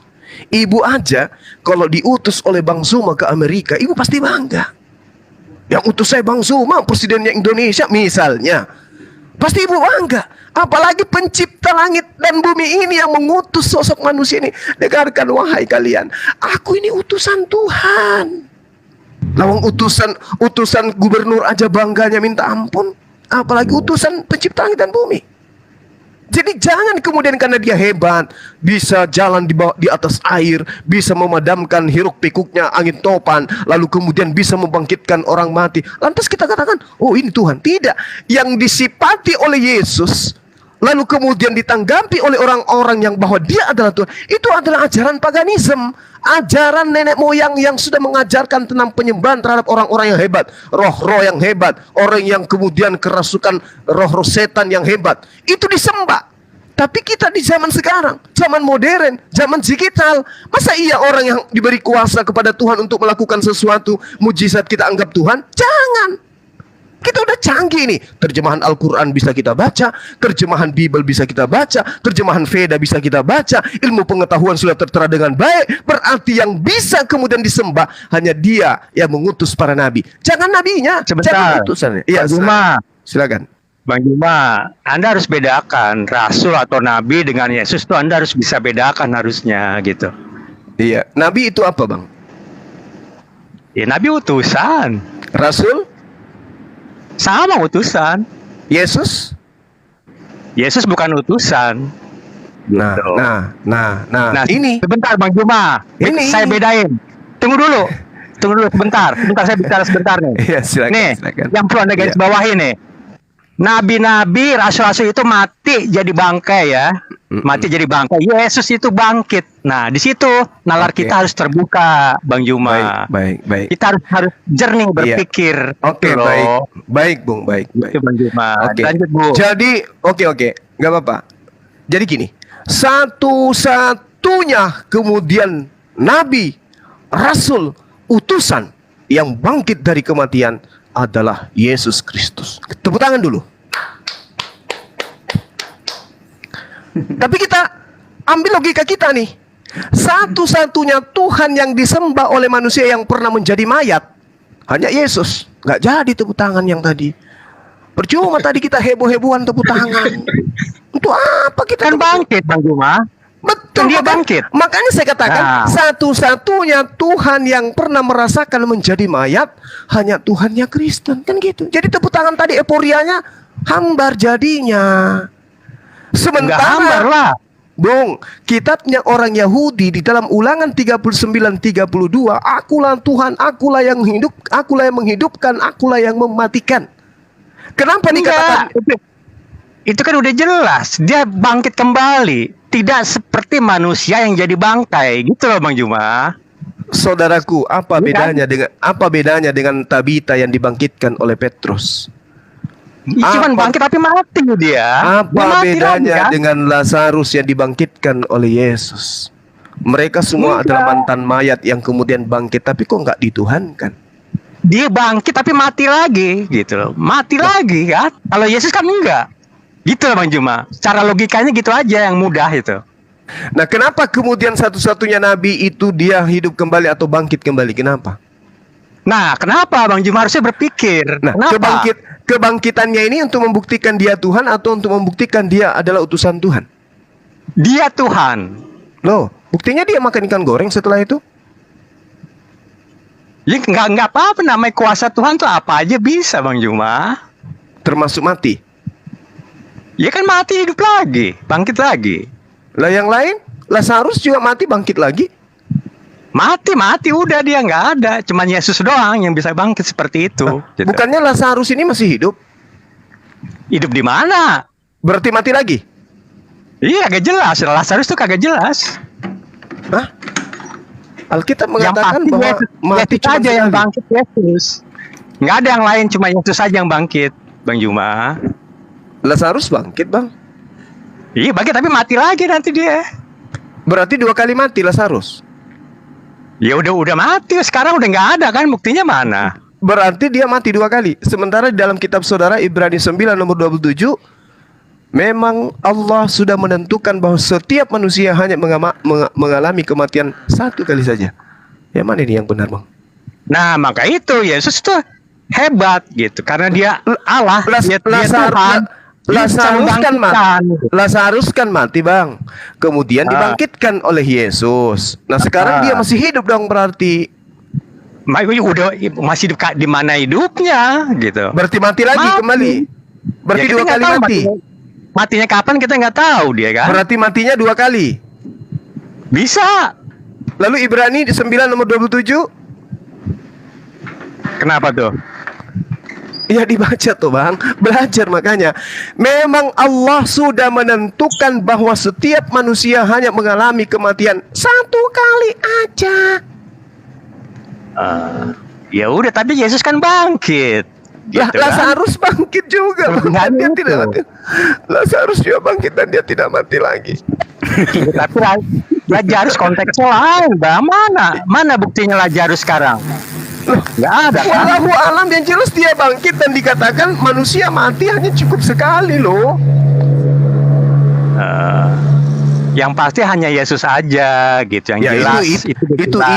Itu iman saudaraku, itu iman. Yang dikatakan Tuhan itu tidak pernah mengalami kematian. Makanya Tuhan itu disebut Yod He Pave. Kenapa Tuhan itu disebut Yod He Pave? Artinya apa? Dia yang ada untuk selamanya. Apa maksudnya? Kekal. Yang dimaksud kekal Bang Juma tunggu dulu. Yesus tuh mati di situ kenapa? Gitu Bang Juma ngerti lah. Dipersembahkan ke Dewa Molok. Kok dipersembahkan Dewa Molok? Dewa Molok nggak ada sejarah. Sekarang begini. Untuk apa Yesus itu? Dewa Molok lah ada, saya injak di sini benar. Lalu darah Yesus itu dipersembahkan kepada siapa, Bu? Itu Dewa Molok sebelah. Ya dia kan menebus dosa kita yang udah berdosa ini. Bukannya Tuhan mengajarkan kepada para nabi termasuk Yesus menebus dosa itu mempersembahkan darah hewan. Nah itu Bang Juma harus ngerti. Dia tuh saking kasihnya kepada manusia, dia saking merendahkan dirinya kepada manusia, saking sayangnya kepada manusia. Jadi dia berkorban untuk manusia ini karena dia sayang dengan manusia ini, jangan masuk ke dalam dosa lagi. Begitu. Jadi sekarang ketika saudara kemudian ketika saudara kemudian membunuh tetangga saudara, membunuh nih, Anda kan sudah ditebus sama Yesus. Terus Anda masuk surga? Oh enggak lah, itu kagak boleh. Kalau kita begini kagak boleh membunuh, nggak boleh. Siapa ngajarin membunuh? Tadi sudah ditebus katanya. Ditebus pada saat itu. Dan kita yakin kepadanya. Terus mengikut ajaran dia. Terus berarti kita tidak boleh berbuat dosa lagi, Bang Juma. Maksudnya gini loh, Bung. Anda kemudian diperangi ya. Lalu lantas kemudian Anda akan dibunuh. Anda melawan. Yang akan membunuh Anda itu mati gitu. Anda bunuh dia. Apakah Anda masuk surga? Nggak boleh membunuh. Iya. Jadi ini Bang Zuma. Kalau misalkan membunuh nggak boleh, kan jika ada seseorang yang percaya Yesus, lalu dia stres hidup di dunia, lalu dia bunuh diri. Kira-kira yang bunuh diri itu masuk surga nggak? Tapi dia percaya Yesus nih. Iya, bunuh diri nggak boleh juga, nggak baik itu. Tapi dia percaya Yesus, terus dia bunuh diri. Bung, anak-anakku, hal-hal ini kutuliskan kepada kamu supaya kamu jangan berbuat dosa. Namun jika seorang berbuat dosa, kita mempunyai seorang pengantara pada Bapa, yaitu Yesus Kristus yang adil. Dan ia akan mendamaikan untuk segala dosa kita. Dan bukan untuk dosa kita saja, tapi juga untuk dosa seluruh dunia. Anda boleh membunuh? Anda boleh membunuh? Nggak boleh lah. Lah ini Yesus akan mendamaikan dosa kita, segala dosa kita. Ini pada saat itu loh. Penggenapan itu kan penggenapan pada saat jangan asumsi, Bang. Jangan asumsi, Bang. Memang seperti itu, itu ajaran. Seperti itu. Dengarkan. Saya baca dalil. Ini kitab saudara. 1 Yohanes 2 nomor 1, nomor 2, nomor 3. Apa yang dikatakan di sana? Jangan kau berbuat dosa. Namun akan tetapi jika seseorang di antara kalian berbuat dosa, kita mempunyai seorang pengantara pada Bapa, yaitu Yesus Kristus yang adil. Dan Yesus akan mendamaikan untuk segala dosa kita. Dan bukan untuk dosa kita saja, tetapi juga untuk dosa seluruh dunia. Berarti dosa manusia sampai kiamat. Didamaikan dia oleh Yesus. Anda membunuh, Anda memperkosa, jangan khawatir. Oh, nggak boleh Bang Juma, nggak Ini boleh. dalil. Anda mau apakan ini dalil?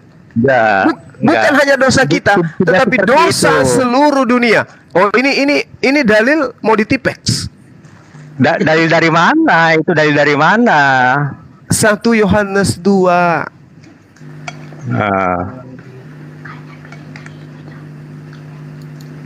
Bu Derni mungkin bacain, silakan Bu Derni. Bunuh diri nggak boleh, tapi Tuhan Oten boleh bunuh diri. Kayak mana ini, Bang? Kagak boleh lah, kagak boleh. Itu ajaran kan nggak bagus, Bang. Iya, bunuh diri nggak bagus. Makanya nggak mungkin itu Tuhan mati sendiri. Pasti ada yang mempersembahkan ke dewa. Bukan, kan memang dia memang Karena gini saudaraku, yang saya tahu setelah saya belajar kurang lebih saya 20 tahun mengkaji Bible sampai hari ini. Ibrani, Roma, Efesus, kemudian apa lagi? Titus, lalu apa lagi? Korintus. Itulah yang memproklamirkan kematian Yesus di atas tiang salib, termasuk Galatia. Sayangnya nih, surat-surat yang menyatakan tentang Yesus jadi korban, jadi penebus, penghapus dosa, itu tidak memiliki legalitas dari Yesus. Sangat disayangkan. Malah dia mengatakan begini. Malah yang Anda jadikan sandaran penebusan dosa itu adalah suatu perkataan karangan manusia biasa yang bukan nabi, yang bebas berbicara bukan berdasarkan atas firman Tuhan. Apa buktinya? Dalam 2 Korintus 11 nomor 17. Apa yang aku katakan? Aku mengatakannya bukan sebagai seorang yang berkata menurut firman Tuhan. Itu Paulus. Paulus berkata bukan berdasarkan atas firman Tuhan. Yesus berkata, aku tidak berkata-kata dari diriku sendiri. Apa yang aku katakan adalah apa yang diperintahkan oleh Tuhan untuk aku katakan dan aku sampaikan. Antara Paulus dan Yesus bertolak belakang. Yesusnya tidak berkata-kata dari dirinya selain firman Allah. Paulusnya tidak berkata-kata dari firman Allah selain dari perkataan dia sebagai orang yang bodoh. Dan sayangnya penebusan, penyerahan, sembelihan, pengorbanan, penebusan dosa itu berasal dari yang bukan firman Tuhan. Nah, kalau bukan berasal dari firman Tuhan, sementara firman Tuhan yang mengatakan, katakan kepada orang Israel, jika ada di antara mereka ingin mempersembahkan persembahan kepadaku, kepada Elohim, maka sampaikan kepada mereka agar mempersembahkan hewan ternak, sapi disebut, lembu disebut, kambing disebut, domba disebut. Oleh karena itulah kemudian kitab saudara dikatakan bahwasanya dituliskan bukan berdasarkan firman Tuhan. Dan itu yang Anda imani daripada perkataan Yesus. Perkataan Yesus yang harus diimani, Bung. Bukan perkataan orang-orang yang muncul belakangan, yang Yesus nubuatkan di dalam Matius 23 nomor 15 tadi. Celakalah engkau wahai ahli Taurat, celakalah engkau wahai orang Farisi, engkau menjelajahi daratan, engkau menyeberangi lautan. Apa modalnya? Ya karangan-karangan, sehingga orang itu bisa bertobat, masuk menjadi pengikutnya, tapi menjadi orang neraka. Karangan-karangan yang dibuatnya, tapi mengenakkan di kuping. Barang siapa yang berkata dengan mulutnya Yesus itu adalah Tuhan, maka jika apa yang dikatakan itu diimani sepenuh hati, dipercaya dengan sepenuh hati, maka dia akan diselamatkan. Kata siapa? Kata Paulus. Enak emang. Barang siapa yang berkata dengan mulutnya dan apa yang dikatakan dengan mulutnya itu diimani sepenuh hati bahwa Yesus itu adalah Tuhan, maka dia akan diselamatkan. Makanya teman-teman Kristen itu kalau di gereja angkat tangan, tutup mata, pegang dada. Apa yang dikatakan? Tuhan Yesus Maha Dahsyat. Kan begitu. Tahu tuh dahsyat nggak Yesus? Menurut pemahaman kalian dahsyat.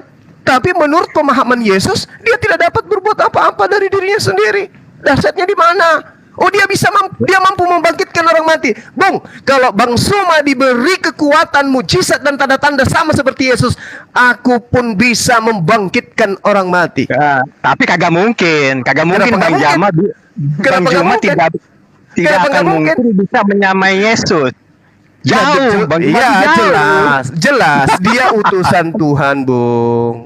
Ini tahu tuh. Kan pengakuannya Yesus. Pengakuan Yesus, syahadatnya Yesus apa? Bang Juma percaya nggak sama Yesus? Saya percaya dia utusan Tuhan. Amin. Amin. Emang amin. Makanya saya Enggak, Bang Juma harus ikuti dia. Makanya saya ikuti dia, Bang. Amin. Dia mengajarkan dirinya sebagai, dengarkan, dia mengajarkan dirinya sebagai utusan Tuhan. Saya ikutin. Ente memang utusan Tuhan, bukan utusan Dewa Molok. Hanya yang di sebelah saya ini yang mempersembahkan Anda ke Dewa Molok demi untuk membebaskan orang-orang Roma dan Yunani dari dosa-dosa mereka.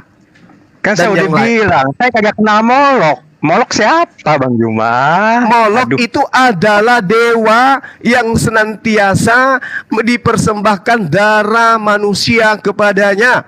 Aku baca dalil lagi supaya Anda paham lagi. Imamat 20 nomor 3.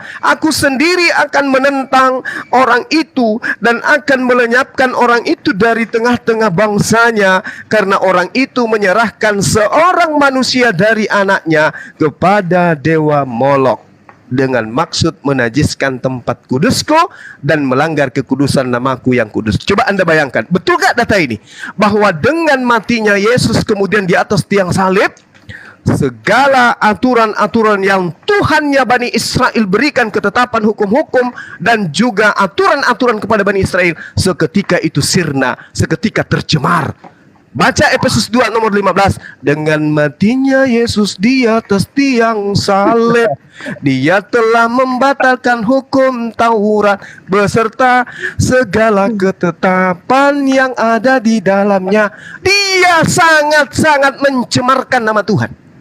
Makanya di dalam Kisah Para Rasul 24 nomor 5, apa yang dikatakan? Wahai orang Israel, inilah dia Paulus, seorang yang kena penyakit sampar, yang menyesatkan orang-orang Yahudi yang beradab di seluruh dunia, dan dia menajiskan tempat kudus Allah dengan mengajak orang-orang Yunani masuk ke tempat rumah ibadah, dan dia ini berasal dari sekte Nasrani.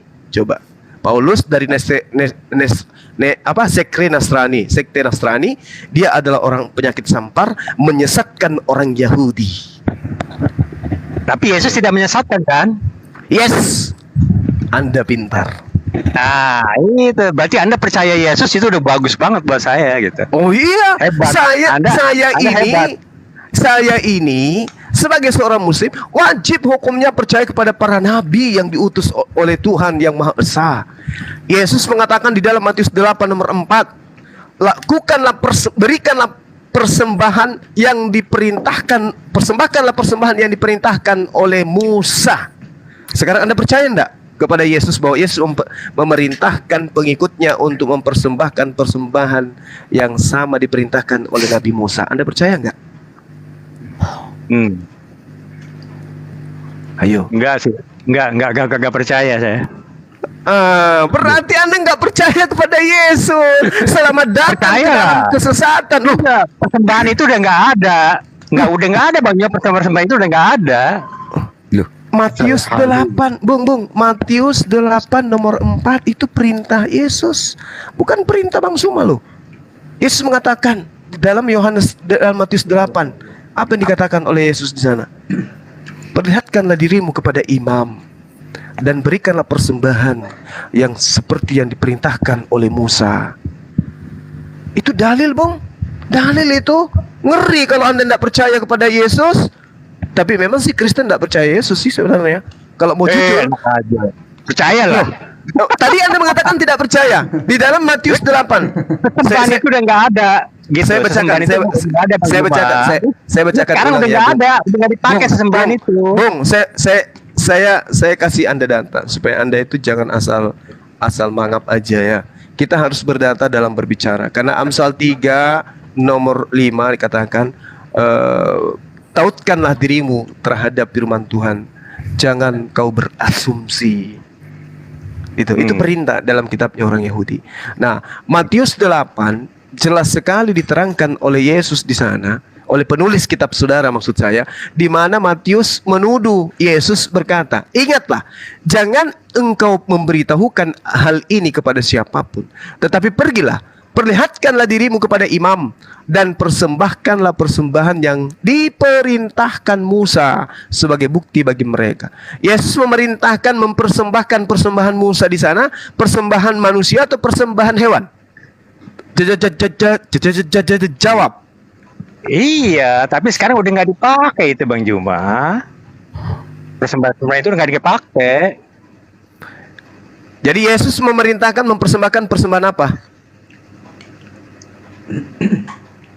Ya udah nggak dipakai aja, hal seperti itu udah nggak dipakai Bang Juma. Udah ketinggalan zaman lah. Kata Yesus, perkataan-perkataanku tidak akan hilang. Langit boleh lenyap, tapi perkataanku tetap selama-lamanya. Ini kenapa? Kok bisa berubah? Siapa yang bisa rubah ini? Hukum Yesus ini.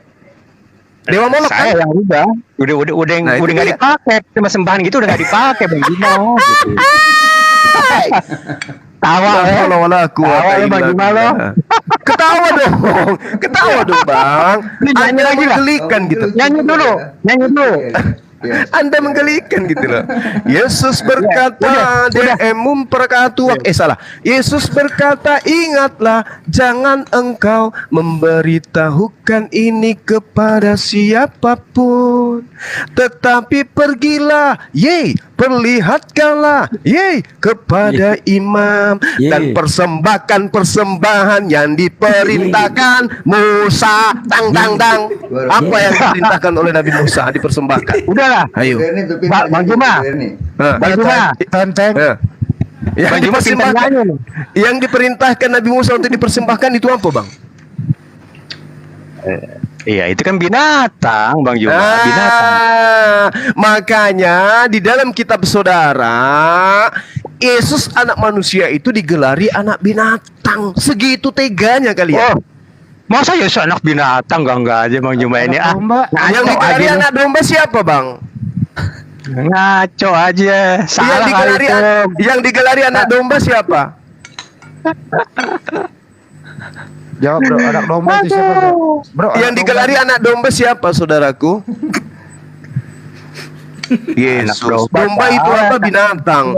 Anak orang Anda katakan anak binatang. Ini penghinaan, ini penghujatan. Makanya Al-Quran itu mengatakan setiap datang Nabi kepada mereka selalu diolok-olok. Enggak, Bang Juma aja mengasumsikan seperti itu. Buset, di Bible itu loh. Udah Yesus anak domba. Mas Aki udah Bang Juma nyanyi aja lah. Mas Aki nyanyi. Bang Juma udah sama masuk gereja ya. Bang Pangki. Gimana? Besok masuk gereja Bang Juma nih. Woi. Yang anak domba di Bible itu siapa sih? Anak domba yang di Bible siapa? Ya itu kan perumpamaan, Bos. Belum ada perumpamaan. Perumpamaan. Ya siapa itu anak domba itu? Siapa? Ya coba sebutkan siapa coba itu. Anda nggak tahu atau pura-pura nggak tahu? Pura-pura nggak tahu. Pemalasa. Udahlah Pak, pada nyanyi aja lah. Besok masuk gereja lah semua lah. Pangki. Tadi lewat Bang. Woi. Pangki, sebenarnya kamu itu apa alasan kamu menuhankan Yesus sih? Ya itu kan keyakinan kita, Bang. Oh, keyakinan. Kamu berkeyakinan berdasarkan apa? Ya berdasarkan kita kan memang sudah yakin sama Yesus itu Tuhan kita gitu lah. Iya, berdasarkan dengkul atau berdasarkan kepala? Tumit. Oh. Itu berdasarkan hati loh. Oke, hati Anda itu tergerak hati Anda itu dari membaca atau hanya dari berdasarkan mimpi? Enggak lah. Kita kan membaca, mendengar dan menganalisa gitu, Pak. Apa yang Anda baca? Ya, yang dibaca kitab lah. Kitab apa namanya? Kitab Injil lah. Ya, di mana Injil mengatakan Yesus itu Tuhan? Yang pernah Anda baca? Yesus tidak pernah mengatakan Tuhan dirinya. Itu karena memang dia sangat rendah hati. Tidak perlu dikatakan, orang udah tahu gitu kalau Yesus itu memang. Kalau Yesus tidak mengatakan, kenapa kau sok tahu? Ya tahu lah. Tahu dari karena mana? Allah itu di dalam Yesus, Yesus di dalam Allah gitu, Bang. Tahu dari mana itu? Siapa yang ngasih tahu? Ya tahu, Siapa yang ngasih tahu? Saya sendiri tahu, yakin. Ya, kamu dapat dari ilmu dari mana itu? Wah, kan kita anak gereja, Bang. Oh, kamu dapat di gereja? Iyalah. Ya, siapa yang ngajarin kau di gereja? Iya, pendeta lah. Siapa nama pendeta itu? Oh, masa disebutin semua, nanti pembantu disebutin juga, gimana sih nih? Saya nggak nanya pembantunya, saya nggak nanya istrinya pendeta. Siapa nama pendeta itu? Oh, banyak gerejanya. Gereja nama kamu, pendetanya banyak, Bang. Gereja kamu namanya apa? Gereja saya GPIB. GPIB. Siapa nama pendetanya? Lah. Pendeta ganti-ganti, Bang. Di setiap berapa ini berkala diganti-ganti, Bang. Jadi saya udah berubah-ubah pendetanya. Ya kalau banyak sebutkan salah satu siapa namanya. Oh ya, yang terakhir baru ganti nih, Bang. Saya juga belum masuk gereja lagi nih. Ya, sebelumnya yang baru ini siapa? Gereja ini pendetanya. Iya. Baru kau. Ya ketahuan nggak pernah ke gereja ini. Enggak. Enggak, memang udah lama sih nggak ke gereja, jujur aja. Ya ngomong. Karena udah ganti pendeta. Iya. Udah Gitu, nih Bang. ngomong udah nih. Kalau begitu mau nggak kamu diajar? Kamu mau nggak diajarin sama pendeta yang pinter? Iya, saya udah paham buat apa diajarin lagi. Kalau kamu, siapa yang memahami kamu kalau Yesus itu Tuhan, siapa? Saya sendiri lah. Dari mana dapat ilmunya? Ya ilmunya itu saya bilang dari gereja. Kamu nggak pernah ke gereja kok? Ya kan dulu ke gereja. Umur berapa tahun? Gimana ketawa? Umur berapa tahun terakhir kau ke gereja? Baru aja.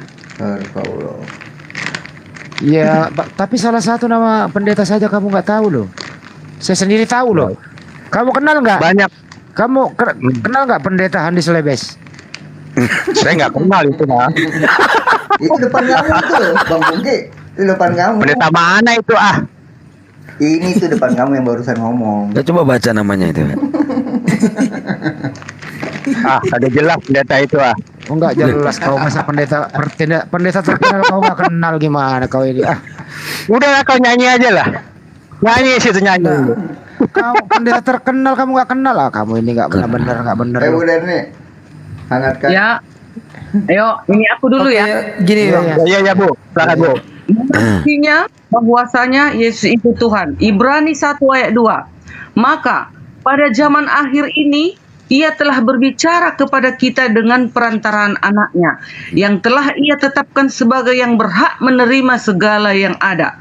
Oleh Dia Allah telah menjadikan alam semesta. Ayat 3. Ia adalah cahaya kemuliaan Allah.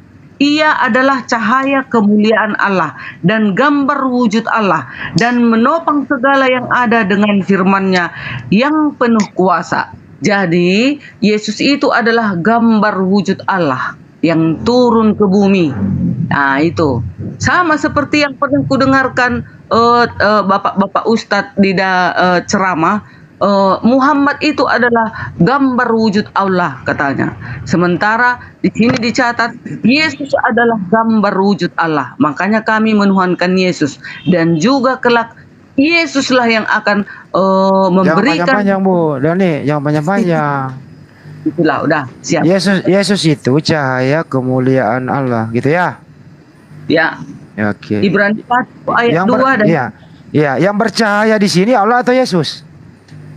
Yang bercahaya Allah. Bukan Yesus. Yang bercahaya Allah, tetapi wujud Allah itu adalah Yesus. Oke. Apakah Allah dengan Yesus sama? Aku dan Bapa satu, katanya. Saya nggak nanya sama atau beda. Kalau sudah Yesus kembali ke tahtanya sama, ya kembali ke asalnya. Waktu di dunia? Waktu di dunia dia utusan, sebagai utusan. Oke. Setelah menjadi utusan kembali menjadi Tuhan. Kembali ke tahtanya, jangan menjadi Tuhan bilang, kembali ke tahtanya, kembali ke asalnya. Asalnya dari mana?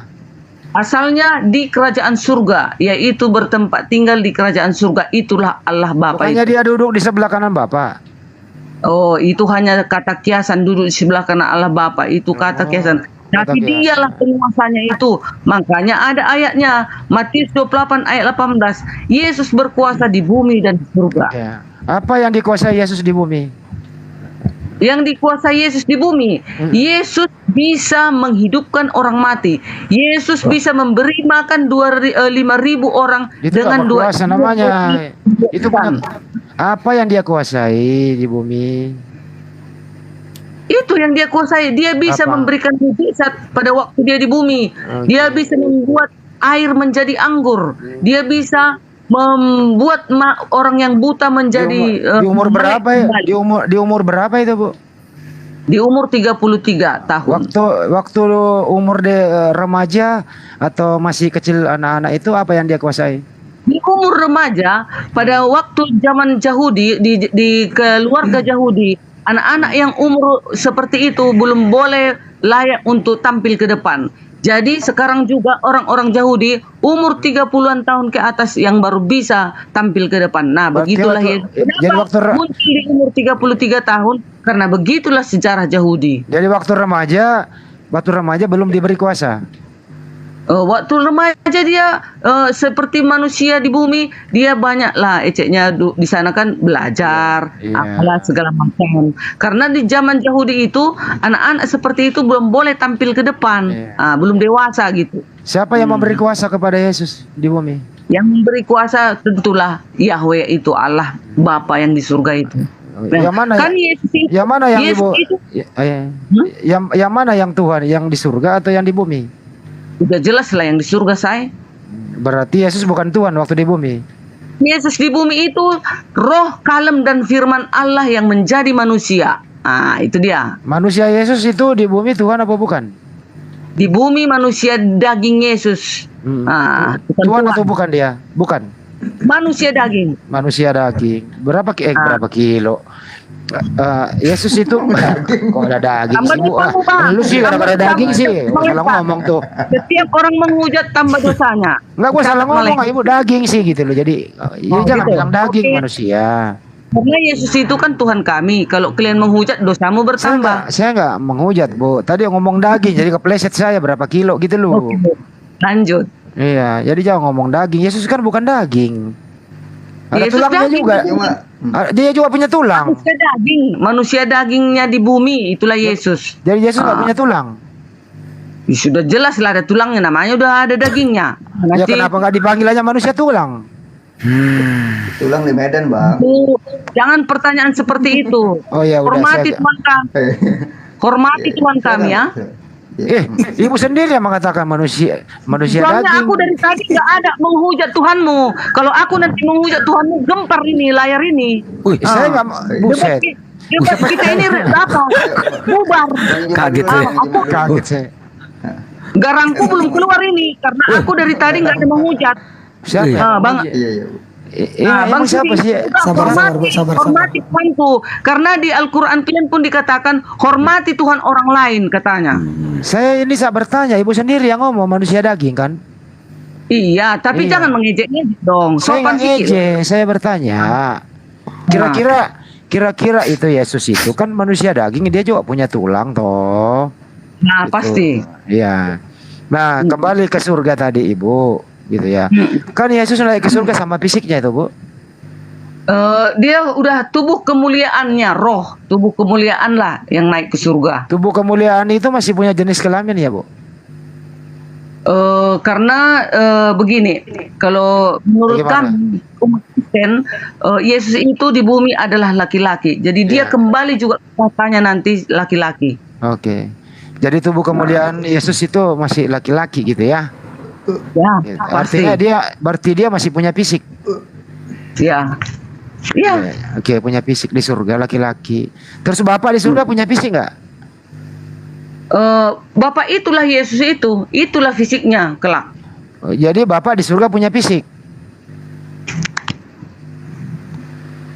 Ia adalah cahaya kemuliaan Allah dan gambar wujud Allah. Iya. Dan menopang segala yang ada, firman-firmannya yang penuh kuasa. Jadi nanti di sorga Allah itu berbentuk roh. Oke, jadi Bapak itu di surga tidak punya fisik ya. Bu, sederhana ini Bu. Yesus di surga punya fisik laki-laki. Kalau Bapak sendiri, bapaknya Yesus itu punya fisik atau tidak?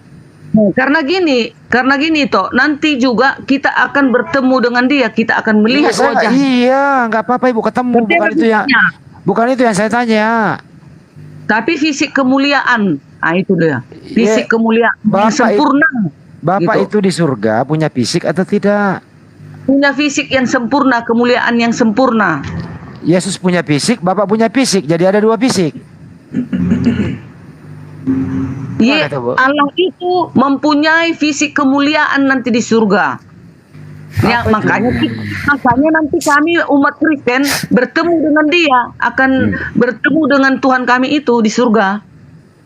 Bapak dan Yesus itu menyatu ya Bu ya di surga ya?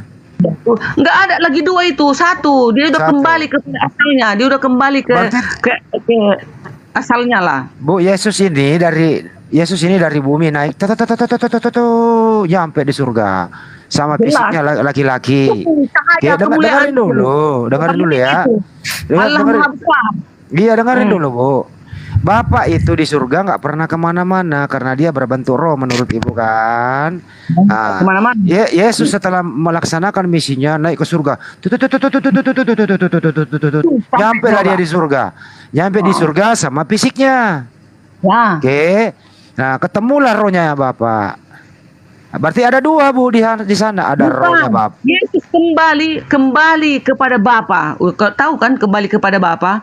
Kan tadi yang tunggu dulu, yang di bumi tadi kan roh. Tunggu dulu, yang di bumi tadi roh, kalem dan firman Allah. Setelah sudah ada daging Bu, ada daging. Ada daging. Berapa kali ku bilang, kalau sudah di sorga, tubuh kemuliaannya lah di sana, roh, tubuh kemuliaan. Kan tadi laki-laki, masa tubuh kemuliaan laki-laki? Ya, memang begitu iman kami. Mau apa kalian? Ya, berarti dia punya laki-laki, berarti ada laki-laki, ada fisiknya Bu. Ya jelas wujudnya. Wujudnya. Kalau Bapak kan nggak punya fisik, berarti ada dua di surga Bu. Tidak, satu di surga. Penguasa satu, gak ada dua penguasa di surga, gak ada tiga. Jadi Bapak yang roh ini masuk ke dalam fisik Yesus. Ya, Yesus kembali kepada Bapa. Jadi Yesus masuk ke Bapa atau Bapak masuk ke Yesus? Yesus lah masuk ke Bapa, gimana sih? Jangan jangan tipu-tipu lah. Bang Juma. Masuk ke Bapak. Bagaimana ceritanya Bu? Yesus punya fisik loh. Yesus kembali kepada Bapa. Yesus sudah mula tuh hutana, ibaratnya orang Batak bilang. Iya, ibaratnya Tuhan Batak bilang, Yesus masuk ke Bapa. Nah, Yesus ini punya fisik. Nah, gimana Bapak bisa masuk gitu? Nah, gimana tuh? Ada dua. Kan dia sudah kembali, rohnya itu, kalemnya, firmannya udah kembali kepada yang punya. Jadi Yesus sudah hilang. Aduh, gimana sih dibilangin? Nah, Yesus itu kembali kepada Bapa, makanya yang datang pun juga nanti kan Bapa. Itulah Yesus, itulah yang datang, bukan dua lagi. Yang perkawinan anak domba siapa itu? Bapak? Bukan perkawinan anak domba, itu maksudnya perkawinan anak domba. Jadi nanti manusia-manusia di bumi ini akan disambut oleh anak domba itu. Iya, anak domba itu siapa itu nanti? Anak domba yang kawin itu siapa? Anak domba itu Yesus loh. Itu kan itu kan. Tadi katanya udah menyatu dengan Bapak. Aduh, gimana sih dibilang? Payah kalian ini. idiot sekali. Idiot sekali ngajarin. Oke Bu, boleh saya izin bertanya nih sama Bu Darni ini. Saya lihat dari tadi Bu Darni ini lebih berilmu dah daripada Bang Pangki gitu. Jadi saya khusus sama Bu Darni, boleh ya Bu ya? Saya ada 2 pertanyaan nih. Sama lah kami. Ya untuk Ibu. Yang pertama ya. Yang pertama saya ingin tahu dengan jelas. Tapi sebelum saya bertanya saya ingin jelaskan sedikit Bu ya. Bahwasanya kalau kita membicarakan ketuhanan ya Bu ya, konsepnya ketuhanan, maka harus jelas dalil dan datanya Bu. Sebagaimana contohnya nih saya kasih contoh Ibu ya. Di dalam Al-Qur'an ya, saat ditanya ya, anak-anak umur 3 tahun dalam Islam itu pasti bisa jawab. Berapa Tuhan kamu? Maka dia akan jawab dengan tegas 1. Dalilnya mana? Qul huwallahu ahad. Ya, katakanlah wahai Muhammad sesungguhnya Allah itu Esa. Terus bertanya lagi, di mana Tuhanmu mengatakan dirinya Tuhan, kan gitu pengakuan Tuhan itu. Maka kita buka Quran surat Toha ayat 14 yang artinya ya, sungguh aku ini Allah, dan Allah mengenalkan dirinya di sini. Tidak ada Tuhan selain aku, maka sembahlah aku dan laksanakanlah solat untuk mengingat aku. Jelas ya Bu ya. Jadi kalau kita membicarakan konsep ketuhanan, yang dimana ketuhanan ini ya pasti kita akan sematkan maha segalanya, maha perkasa, maha suci, maha bijaksana, maha pengasih, maha penyayang ya. Sudah jelas sosok yang besar ini, maka harus jelas gitu identitasnya. Nah yang ingin saya pertanyakan, yang pertama Bu, di mana ya menurut keyakinan Kristen, nanti yang akan diwakili Ibu jawabannya, berapakah jumlah Tuhan itu?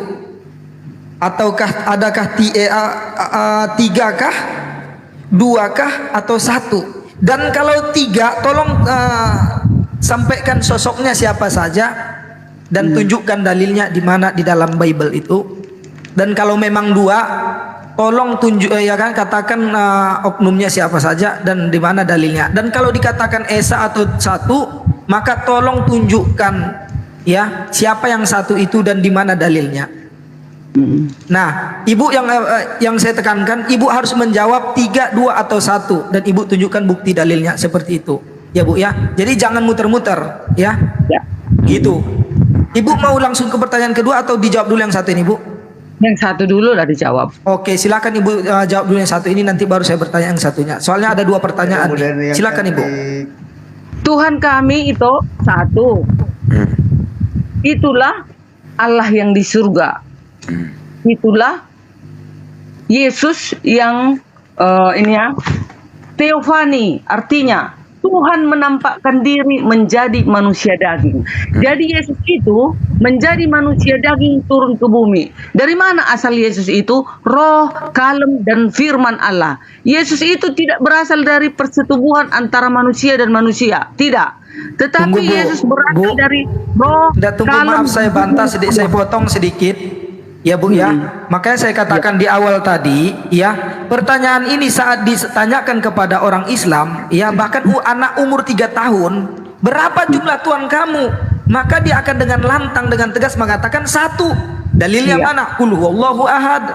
Nah, ini sebenarnya pertanyaan yang simple Bu gitu. Berapa jumlah Tuhan kamu? Maka Ibu cukup jawab 3, 2 atau 1. Dan kalau 3, siapa saja oknumnya? Apakah Allah Bapa, Roh Kudus, dan Yesus itu ya? Dan tunjukkan dalilnya di dalam Bible. Nah kalau memang 2, siapa saja oknumnya dan tunjukkan dalilnya. Dan kalau 1, siapa oknumnya dan tunjukkan dalilnya di dalam Bible. Itu aja Bu. Jadi 3, 2 atau saja. Tuhan kami Ibu menjawab ibarat kita belajar matematika ya Bu ya. Ibu memberikan rumusnya. Saya tidak membutuhkan rumusnya di sini. Yang saya butuhkan jawaban langsung dari Ibu. 3, 2 atau 1 seperti itu Bu. Jadi jangan rumus yang Ibu beritahukan kepada saya. Ya Bu ya. Hanya 1 Tuhan kami. Itulah Tuhan yang berada di kerajaan surga. Kalau 1 Tuhan Ibu siapa? Bu? Begini pertanyaan gini, kalau Tuhan Ibu 1 namanya siapa? Ya. Namanya Yahweh. Berarti bukan Yesus ya? Berarti bukan Yesus. Berarti Bu ya. Bukan Yesus, bukan Roh Kudus, dan bukan Allah Bapa itu. Berarti Yahweh ya. Tetapi ada tetapinya. Tetapi jangan pakai tapi Bu. Tetapi saat kita bertanya satu tambah satu, ya Bu ya, Anda tunggu. Saat kita bertanya satu tambah satu, itu pasti jawabannya 2. Tidak ada tapinya. Tapi, nggak ada Bu. Karena kalau konsep ketuhanan kita harus jelas, nggak ada pakai tapi. Kalau memang satu katakan satu, kalau dua katakan 2. Bu Darmi, Tuhan Anda berapa? 1. Namanya siapa? Namanya Yahweh yang berada di kerajaan surga. Oke, ya udah. Jadi Tuhan Ibu satu namanya Yahweh. Oke, jadi Tuhan Ibu Darni, Tuhan Ibu Darni bukan Yesus. Udah selesai. Bukan Yesus dan bukan Allah Bapa dan bukan Roh Kudus. Berarti Yahweh. Kalian nggak boleh berhenti di situ. Yesus itu siapa? Yesus itu adalah Tuhan Yahweh yang menampakkan diri menjadi manusia. Ini di pertanyaan kedua nanti saya akan tanyakan ke Ibu. Ini di pertanyaan kedua. Ibu sabar. Yang jelas satu pertanyaan saya sudah dapat poinnya. Ya, ini nanti pertanyaan kedua. Bahwasanya Tuhan Ibu itu adalah Yahweh, bukan Allah Bapa, Roh Kudus, apalagi Yesus. Oke, ini lanjut ke pertanyaan kedua. Saya sudah dapat poinnya. Tunggu dulu. Tunggu. Allah Bapa itulah Yahweh. Gitu. Allah Bapa itu Yahweh. Oke, Allah Bapa Yahweh itu adalah Allah Bapa, berarti bukan Roh Kudus dan Yesus. Oke, saya kunci. Nah, sekarang saya sudah mendapatkan poin atau jawaban dari pertanyaan pertama. Sekarang saya akan maju ke pertanyaan kedua. Boleh ya, Bu ya? Boleh. Berarti udah sepakat tadi ya? Oke. Di sini ke pertanyaan kedua Ibuku, ya. Saya hanya minta bukti, ya. Yang dimana sebenarnya ini pertanyaan mungkin udah ke sejuta kalinya dipertanyakan oleh orang-orang Islam. Jadi saya ingin pertegas lagi di sini. Tolong tunjukkan saya satu saja, nggak usah banyak-banyak Ibu, ya, satu saja dalil di dalam Bible itu yang mengatakan dengan tegas. Nah, ini yang harus Ibu tanda garis bawah Ibu ya. Tolong tunjukkan saya satu dalil saja di dalam Bible itu, ya, yang mengatakan dengan tegas bahwasanya, ya, Yesus itu kan Ibu mau mengatakan tadi Yesus itu Tuhan atau Allah Bapa atau Roh Kudus tadi itu. Nah, ya satu saja, bahwasanya mereka itu adalah Tuhan atau Yesus lah Bu. Karena saya percaya walaupun Ibu menjawab Yahweh tadi itu, pasti di dalam keimanan Ibu masih menganggap Yesus itu Tuhan, ya Bu ya. Nah, jadi pertanyaan saya gini Bu, tolong tunjukkan satu saja dalil di dalam Bible itu yang mengatakan Yesus itu adalah Tuhan. Tapi dalilnya harus tegas, bukan berdasarkan tafsiran. Karena selama ini yang saya lihat, ya contohnya orang-orang saudara kita Kristen selalu mengeluarkan dalil, salah satu dalil yang keluarkan itu ialah Yohanes 1 ayat 1. Pada mulanya adalah firman, lalu firman itu bersama-sama dengan Allah dan Allah itu adalah firman. Itu salah satunya dan di ayat lain-lain. Nah, intinya apa? Yang Ibu dalil-dalil yang dikeluarkan oleh saudara kita Kristen itu hanya tafsiran. Jadi tidak ada ditegaskan di situ bahwasanya Yesus itu adalah Tuhan. Nah, tetapi kalau Ibu minta nanti bukti, ya, bahwasanya Yesus itu adalah, bagi saya Yesus itu utusan dan itu bisa kita tanya aja Bang Sidi, jangan kita yang panjang. Oke. Mbak Darni tunjukkan di mana dalilnya Yesus Tuhan di Ya, silakan Bang. Silakan. Yohanes 8 ayat 28. Maka kata Yesus, apabila kamu telah meninggikan anak manusia, barulah kamu tahu bahwa akulah dia. Aku itu maksudnya Yesuslah dia Yahweh. Nah, kan tafsiran lagi Bu. Enggak apa-apa. Bahwa aku tidak berbuat apa-apa. Udah, akulah dia kata Yesus. Apalagi? Akulah dia. Enggak apa-apa. Akulah dia anak manusia gitu. Jadi Yesus mengakui dirinya, akulah dia. Dia itu siapa, Bu? Dia itu Yahweh. Berarti Yesus mengklaim dirinya Yahweh. Iya, akulah dia. Akulah dia itu juga. Apanya? Apanya? Iya, apanya yang Yahweh dalam diri Yesus? Terus gini, di dalam Ibu Darni, jangan kemana-mana. Anda mengutip data itu, Yesus mengatakan akulah dia, akulah Yahweh. Yesus mengklaim dirinya adalah Yahweh. Pertanyaannya, apanya yang Yahweh dalam diri Yesus? Sesuai dengan dalil, ya, kita bicara sesuai dengan dalil. Lukas 8 ayat 24. Jika engkau tidak percaya Filipus bahwa aku adalah dia, matilah kalian dalam dosamu. Apanya yang Yahweh dalam diri Yesus? Coba itu bayangkan. Bu Darmi, Yesus kan mengklaim dirinya Yahweh. Pertanyaannya adalah, apanya yang Yahweh dalam diri Yesus? Yesus akan turun bersama para malaikatnya di Bukan itu yang awan-awan ditanya. dan semua bangsa Pertanyaannya. akan Bukan itu dan pertanyaannya. semua bangsa akan meratap. Dia Yesus akan membalas setiap perbuatan orang. Apakah itu penyakin? Begini Bu Darni, Yesus mengakui dirinya Yahweh. Pertanyaannya, apanya Yahweh dalam diri Yesus itu? Yang mana yang Yahweh dalam diri Yesus? Dia kelak akan datang untuk membalas setiap perbuatan orang dan semua bangsa akan meratap. Itu jawabannya Bu. Yesus begini Bu Darni, Yesus itu punya fisik, punya roh. Apanya yang Yahweh? Apakah fisiknya atau rohnya? Bolak-balik kita ulang-ulang. Pokoknya itulah kenapa. Sekarang kalian bertanya. Ya, Ibu nggak bisa membuktikan klaim Ibu sendiri loh. Tapi kalian tak percaya. Mau apa? Matilah kau dalam dosamu. Ibu Darni, waktu Ibu mengatakan tadi bahwasannya Yesus di dalam Yahweh, betul? Ya, akulah Oke. dia. Iya. Tadi yang saya poin dari Bang Handi tadi, bahwa Yesus di dalam Yahweh. Sekarang saya tanya Bu, anak Maria mana? Anak Maria. Ya Anak kan Maria Yesus sudah di dalam Yahweh. Nah sekarang dicari anak Maria Yesus itu mana Bu? Anak Maria itu kan daging yang sudah mati. Anak Maria. Loh, mati di mana Bu? Diangkat itu di surga gimana Bu? Waktu diangkat di surga gimana? Hah? Anak Maria itu manusia daging di bumi. Loh, waktu diangkat di surga bagaimana? Apa yang diangkat di surga Bu? Waktu surga dia sudah menjadi manusia tubuh kemuliaan. Waktu itu yang diangkat bagaimana? Yesus kan? Tubuh kemuliaannya yang naik ke surga. Iya, siapa yang diangkat itu? Yesus itu ibunya siapa? Yesus ibu dagingnya di bumi, Maria. Iya. Nah, waktu dia diangkat ke surga, jasad tubuhnya kan diangkat. Ya. Berarti yang duduk di sebelah kanan anak manusia yang Maha Kuasa itu siapa? Yesus. Ya kan? Ya. Ya yang tertulis kan kita. Nah, sekarang Ibu mengatakan bahwasanya di surga itu bahwasanya Yesus sudah di dalam Bapa, gitu kan? Oke. Ya kan? Anak manusia itu kan sudah di dalam Bapa katanya Ibu tadi ya. Oke. Nah, sekarang anaknya Maria mana, Bu?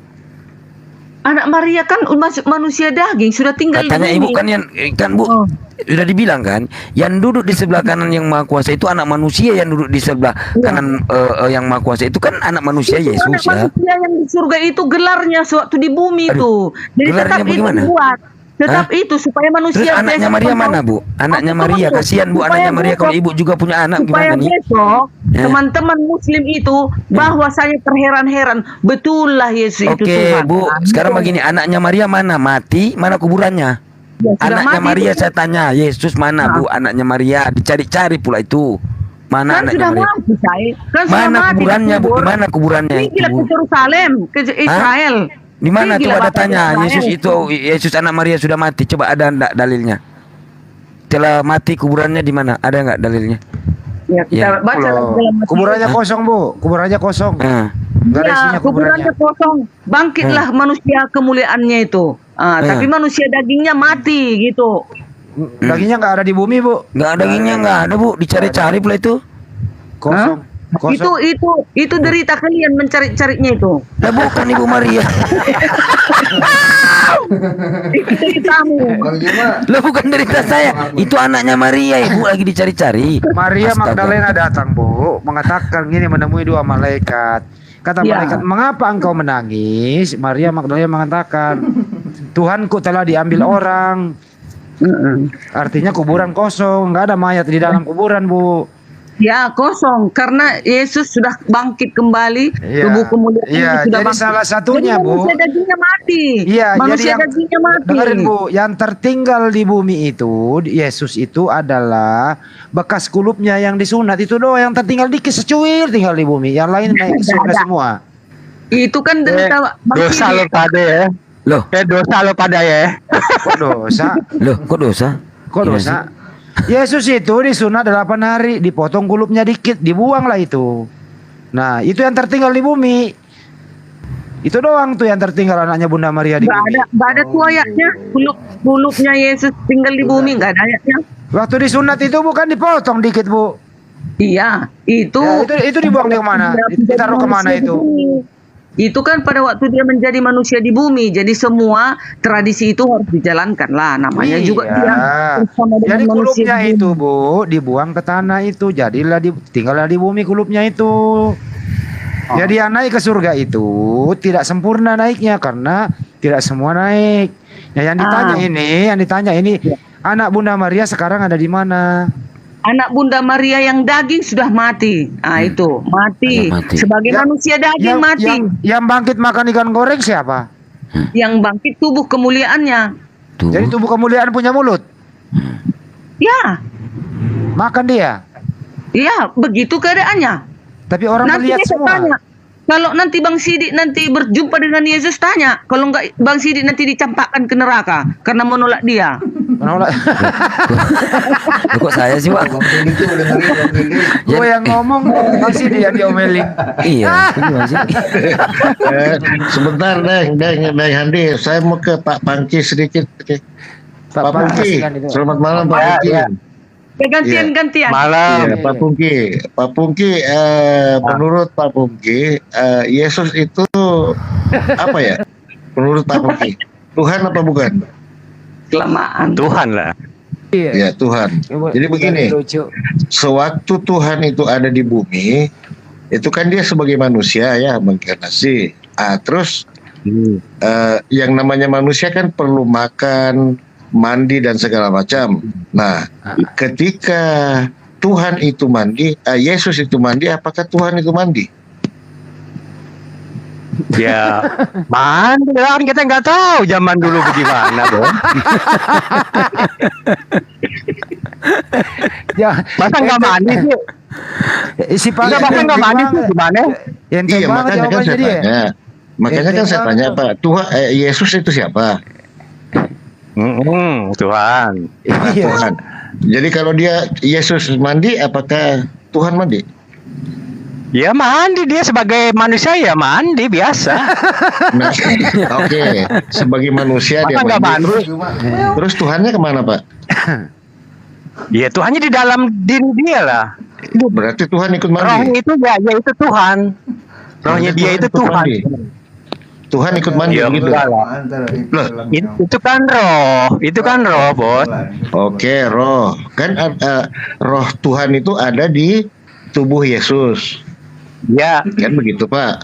Jadi, nah, pertanyaan saya, waktu Yesus itu mandi sebagai manusia, apakah roh Tuhan itu ikut mandi atau tidak? Ya, ada di dalam tubuhnya. Gitu. Oke, berarti mandi juga Tuhan. Yang mandi kan manusianya. Iya. Iya kan saya tanya, kan manusianya mandi. Nah, terus Tuhannya kemana Pak? Tuhannya kemana? Ya ada lah. Ada. Oh, berarti ikut mandi. Masa pakai ditanya gitu aja gimana sih? Iya, kan saya nggak tahu Pak. Jangan dipaksa Bang, jangan dipaksa, kasihan dia. Enggak, mendingan pada nyanyi aja ini Enggak, ini belum selesai Pak. Jadi biar teman-teman ini yang dibawa kan mengerti bahwa Tuhan itu bisa mandi kan begitu. Iya kan sebagai Yesus sebagai manusia ya mandi. Jadi manusianya yang mandi, roh ada dalam dirinya. Gitu aja udah. Jangan dipaksa Pak. Iya. Oke, lanjut kita. Stay by. Malam meo dari Kristen meo. Malam meo. Si Pangki ini kan belum ngerti juga terlalu jauh. Kasihan ya, nanti dia bela kabur. Oh, ada suaranya minta naik. Pangki lu di mana? Jakarta mana lu? Timur. Mana Cipinang lu? Mana? Pramuka, Pasar Burung. Pasar Burung lu sebelah nama gua lu. Gua di Hutan Kayu. Oh, di mana? Hutan Kayu. Hutan Kayu. Nah. Iya, kebanyakan hutan gitu. Lu di Pasar Burung ngapain nyopet lu? Enak aja lu kampret. Jangan tidur dong. Terus lu ngapain di situ? Ya gua dari kecil situ. Ya di situ di mana lu? Ngapain lu di situ? Iya, kampung orang itu. Pasar Burung gue pas, gugus depan tuh jalan gugus depan. Oh, bukan di Pasar Burungnya lu di Matraman. Iya, gugus depan belakang Pasar Burung itu. Belakang Polsek. Pas banget Pasar Burungnya. Iya, Pasar Burungnya ngapain lu di pasar? Lu nyopet? Apa gimana? Iya. Ya kan tempat gue di situ di belakangnya. Karena di situ nggak ada gereja. Jualan burung bang, jualan burung kali. Pantesan lu jarang ke gereja lu, ngurusin burung tiap hari lu, nggak bener juga lu. Ya udah besok gua ke situ deh, gua pengen cari murai. Ada nggak? Lo kagak bakalan kebeli lo murai, punya duit berapa sih lo? Iya, elah jangankan murai, pala lu gua bayarin kalau lu jual. Biji lo gue bayarin biji lo sini. Ibu Derni. Udah gue turun dulu lah. Gue turun dulu ya. Kemana Bang Pungki? Ntar dulu sini aja lu. Di sini aja mau kemana Pak? Ibu Derni. Ntar gue masuk lagi. Bang Pungki. Enggak Bang Pungki lagi. Masak nasi dulu dah. Nanya nggak apa-apa. Ibu Derni, saya mau bertanya nih ya, tapi sebelum saya bukan saya mau bertanya, saya mau memaparkan sedikit ya Bu ya tentang inkarnasi atau trinitas ya. Sebenarnya Bu kalau dari pembahasan saya Bu ya, karena inkarnasi atau trinitas ini adalah hoax Bu tentang Allah karena telah menggantikan sifat kekal gitu loh. Allah yang mempunyai Allah yang penuh kemuliaan dengan sifat fana seperti manusia, seperti burung-burung, domba dan lain-lain gitu loh. Padahal fana adalah sifat yang ada pada ciptaan Allah ya. Tidak ada pada diri sang pencipta atau Allah ya. Tuhan bukanlah sebagian manusia dan sebagian lagi Tuhan. Allah tidak jadi sini sang pencipta tidak mendaging karena sang pencipta ialah sang pencipta yang seutuhnya gitu loh. Sang pencipta bukanlah manusia setengah dewa. Tuhan seperti yang ada pada agama-agama mitologi paganisme ya. Jadi gini Bu. Jadi sang pencipta ini berubah jadi manusia adalah hoax Bu. Dari agama mitologi paganisme. Mustahil. Jadi gini Bu, mustahil tidak mungkin Allah menjadi manusia gitu Bu. Karena bagi sang pencipta menjadi manusia adalah mustahil. Mustahil di sini bukan karena menunjukkan sang pencipta tidak maha kuasa atau lemah, tetapi yang menyebabkan mustahil bagi sang pencipta di sini menjadi manusia karena sang pencipta Tuhan, sang pencipta sangat sempurna Bu. Dia. Oleh karena kesempurnaannya yang sangat sempurna maka baginya tidak perlu berubah lagi Bu. Allah sifatnya jadi sang pencipta sifatnya kekal, maka mustahil bagi sang pencipta jadi manusia. Nah, Yesus dianggap oleh Kristen sebagai inkarnasi jelmaan. Allah turun, sang pencipta turun ke dunia adalah ciptaan Allah kan, ciptaan sang pencipta ya. Jadi di sini Yesus bukan Tuhan sang pencipta karena Tuhan bukan manusia. Tuhan ialah sang pencipta kekal. Jadi Allah ini kekal artinya dia tak sama, tidak pernah berubah-ubah Bu. Jadi dari selama-lamanya sampai selama-lamanya gitu. Seperti misal contoh Hosea 11 nomor 9. Ya kan? Aku tidak akan melaksanakan murkaku yang bernyala-nyala itu. Tidak akan aku membinasakan Efraim kembali sebab aku ini Allah, sang pencipta dan bukan manusia. Yang kudus di tengah-tengahmu dan aku tidak datang untuk menghanguskan. Terus Mazmur 90 nomor 2. Sebelum gunung-gunung itu dilahirkan dan bumi dan dunia diperanakan, bahkan dari selama-lamanya sampai selama-lamanya engkaulah sang pencipta Bu. Mazmur 90 nomor 4. Sebab di matamu 1000 tahun sama seperti hari kemarin apabila berlalu gitu loh.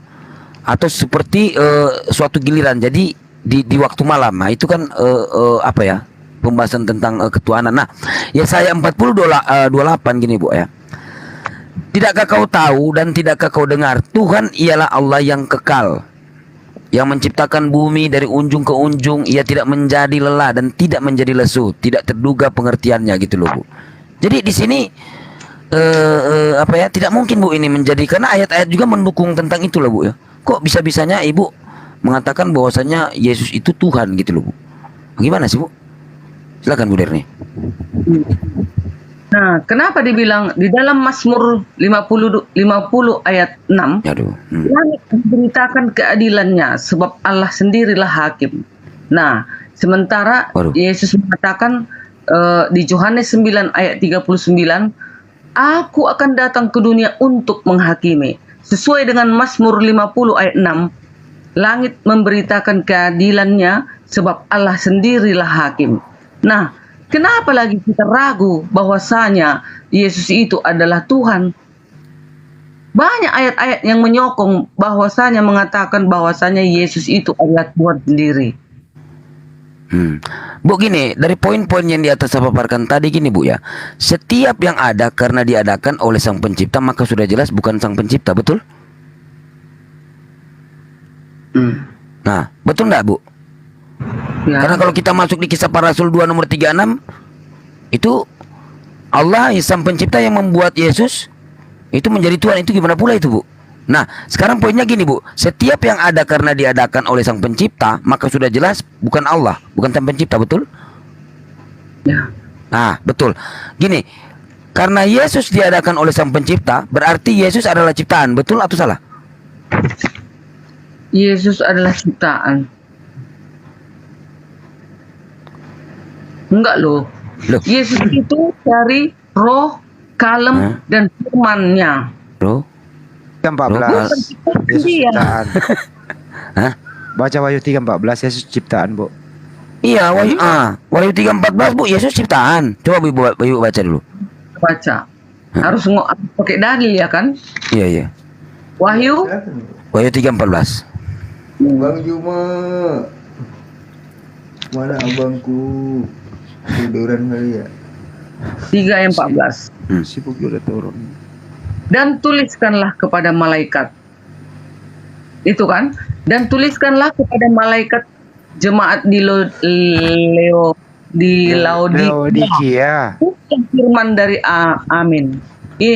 Saksi yang setia dan benar, permulaan dari ciptaan Allah. Mana ada dibilang Yesus ciptaan Allah? Itu permulaan ciptaan Allah siapa? Iya, memang pada mulanya Yesus Allah yang mencipta. Tetapi permulaan ciptaan. Ah? Permulaan ciptaan, Bu. Iya, dan tuliskanlah kepada malaikat jemaat di Laodikia. Inilah firman dari Amin, saksi yang setia dan benar, permulaan dan ciptaan Allah. Ya, iya benar.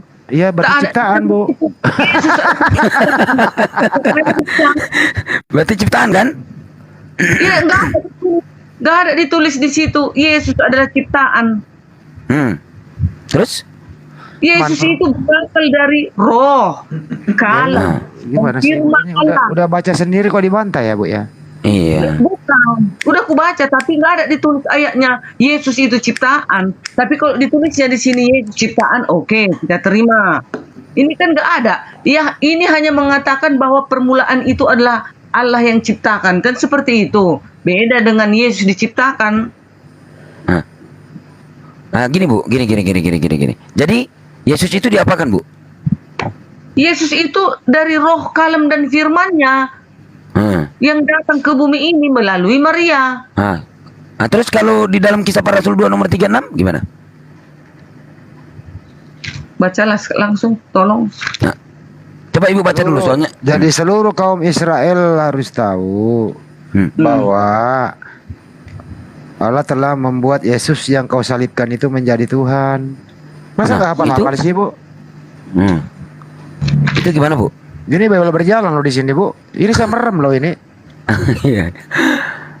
Gimana tuh, Bu? Membuat gitu loh. Gimana tuh, Bu? Ini kan perkataan Paulus ya. Kisah para berapa tadi? Kisah Para Rasul 2:36. 2 ayat 36. Iya. 2 ayat 36. Jadi seluruh kaum Israel harus tahu dengan pasti bahwa Allah telah membuat Yesus yang kamu salibkan itu menjadi Tuhan dan Kristus. Allah yang membuat. Apa salahnya ayat ini? Berarti Allah yang membuat, Allah ini yang paling kuat daripada Yesus ya. Berarti Yesus bukan Allah dong, betul? Ya, Allah yang membuat. Kalau nggak dibuat nggak jadilah Yesus itu. Yesus Ya, Tuhan kan? buatan. Begini loh, Yesus itu kan datangnya dari rohnya, kalemnya Allah tadi. Itulah Yesus. Enggak ada yang salah di ayat ini. Kalian aja yang salah mengerti. Kalian aja yang salah. Di situ tertulis, Bu, Yesus itu Tuhan buatan. Iya Bu, iya betul. Iya. Yang buat adalah Allah. Derita kalian lah itu membilang Yesus Tuhan buatan. Ya itu baca, Bu, coba baca. Coba baca dulu, Bu. Iya, jadi seluruh kaum Israel harus tahu dengan pasti bahwa Allah membuat Yesus.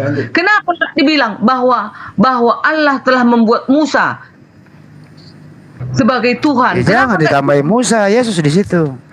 Iya, maksudku, kenapa Allah tidak mengatakan bahwasanya Musa atau bahwasanya Muhammad atau bahwasanya Yesaya atau bahwasanya Abraham menjadi Tuhan. Kenapa nggak dibuatnya? Karena Kenapa, mereka Bu? semua manusia. Hanya Tuhan yang berhak dikatakan Tuhan Yesus, yang berhak dikatakan Tuhan Yesus. Berarti Yesus di situ Tuhan buatan ya? Bukan Tuhan buatan. Ya itu ya Allah membuat Yesus menjadi Tuhan. Itu urusan kalian lah, itu kalian mengatakan itu. Ya Paulus, urusan Paulus itu bukan kami. Soalnya kayak mana pun dibilang, sudah berapa lama aku berdebat di sini, tidak akan ketemu antara kita, nggak ada. Ya memang kita kan belum pernah ketemu, Bu. Ya, cuman walaupun kita nggak ketemu, jangan saling menghujat. Oh, Ya agamamu enggak menghujat ini dah. Menghujat lah, Bu. Orang datang kok.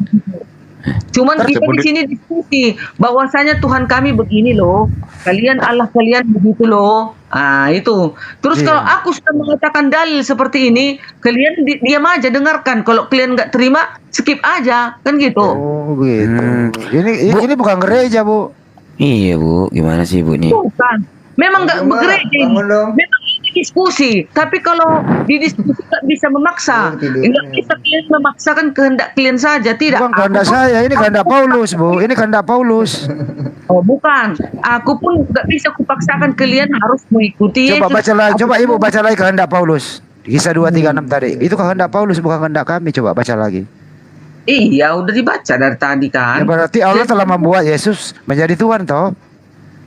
Jadi seluruh tunggu ya pelan-pelan ya. Iya. Jadi seluruh kaum Israel harus tahu dengan pasti bahwa Allah telah membuat Yesus yang kamu salibkan itu menjadi Tuhan dan Kristus. Yang membuat Yesus, Bu Darni, yang membuat Yesus menjadi Tuhan siapa? Iya, kan tadi bilangnya Allah yang bikin. Oh, jadi Allah bikin Yesus menjadi Tuhan. Ya. Jadi Yesus Tuhan bikinan. Jadi Yesus Tuhan bikinan. Dengar saya. Makanya nanti setelah akhir zaman kan Yesus juga yang mengadili. Yesus juga yang akan membalas. Iya, bukan ke situ arahnya, Bu. Akui dulu aja bahwa di situ Yesus Tuhan buatan, udah. Oh, beda. Jangan biar Tuhan buatan. Memang dia sudah memang layak dikatakan Nah, itu Tuhan. barusan Ibu baca, dibuat menjadi Tuhan. Gimana sih, Bu?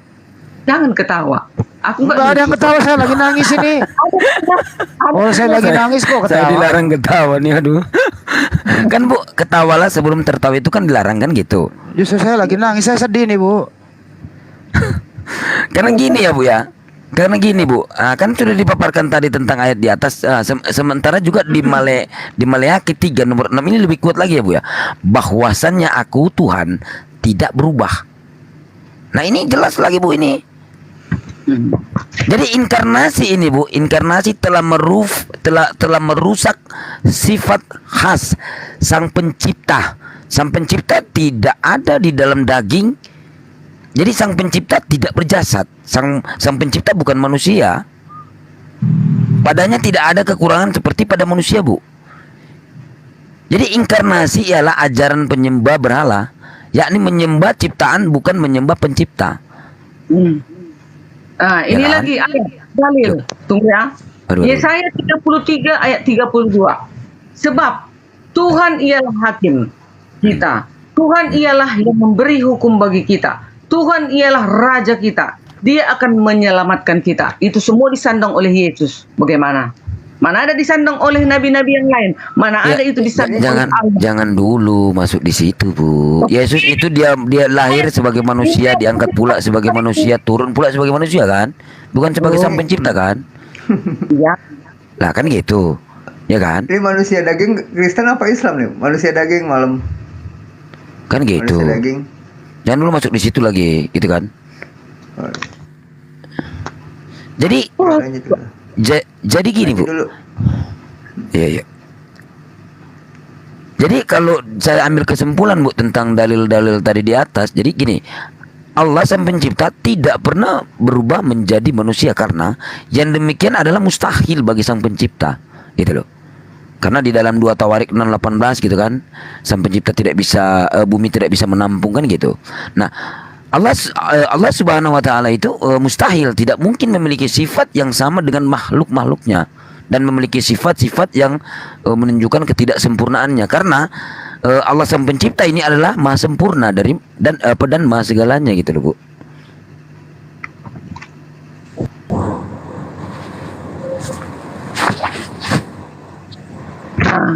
Ini lagi. Malam Bang Eren. Apa lagi, Pak? Ini lagi makanya perbedaan. Siapa ini? Siapa yang bicara? Iya, saya, Bu, saya. Gak apa-apa, bisa juga Dokter Handi, saya silakan, Bu. Apa bisa Gurunda lagi rehat sedikit. Ini lagi makanya kita ini tidak akan bisa ketemu. Di dalam Quran 22 ayat 6 dan 7 mengatakan Allah akan membangkitkan siapapun dan Allah lah menghidupkan orang mati. Sementara Yesus berkata di dalam Yohanes 11 ayat 25, Akulah kebangkitan dan hidup. Barang siapa percaya padaku, ia akan hidup walaupun sudah mati. Dan Yesus membangkitkan Lazarus yang sudah mati itu. Dan dikatakan di dalam Quran tadi Allah lah yang membangkitkan, ya kan? Sementara Yesus mengatakan dia adalah kebangkitan dan hidup. Jadi makanya Yesus mati, Bu, siapa yang waktu Yesus mati siapa yang membangkitkan dia? Ya, memang ada ditulis ayatnya pada waktu di bumi yang membangkitkan dia adalah Yahweh. Berarti Yesus itu tidak punya apa-apa karena dia dibangkitkan juga, Bu. Iya. Karena dia di bumi kan masih sebagai manusia dong. Iya, artinya Yesus dibangkitkan juga, toh? Iya, memang iya ada ayatnya Yesus dibangkitkan. Waktu Yesus dibangkitkan itu waktu Yesus dibangkitkan Yesus sudah menjadi Tuhan atau bukan Tuhan? Yang setelah dibangkitkan dia menjadi Tuhan, roh kemuliaannya itu sudah. Enggak. Waktu Yesus dibangkitkan, waktu itu Yesus Tuhan atau dia manusia? Sudah menjadi Tuhan lah di situ. Berarti Tuhan membangkitkan Tuhan. Loh, kok begitu ayatnya?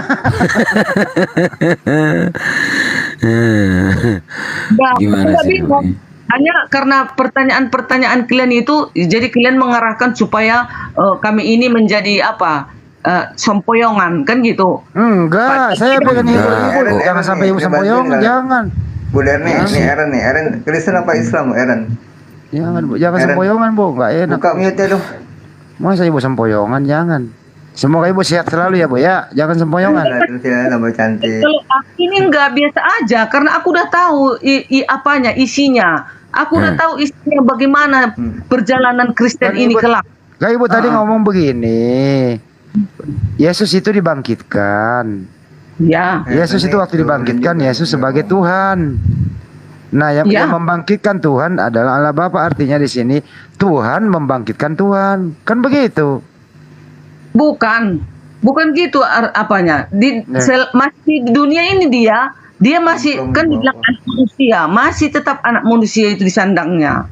Oh, berarti waktu Yesus dibangkitkan, Yesus bukan Tuhan. Tetapi anak manusia di dalam kemuliaannya, bukan lagi di dalam manusia dagingnya. Enggak, waktu Yesus dibangkitkan dia Tuhan atau bukan Tuhan? Ya sudah menjadi Tuhan dong. Berarti Tuhan membangkitkan Tuhan.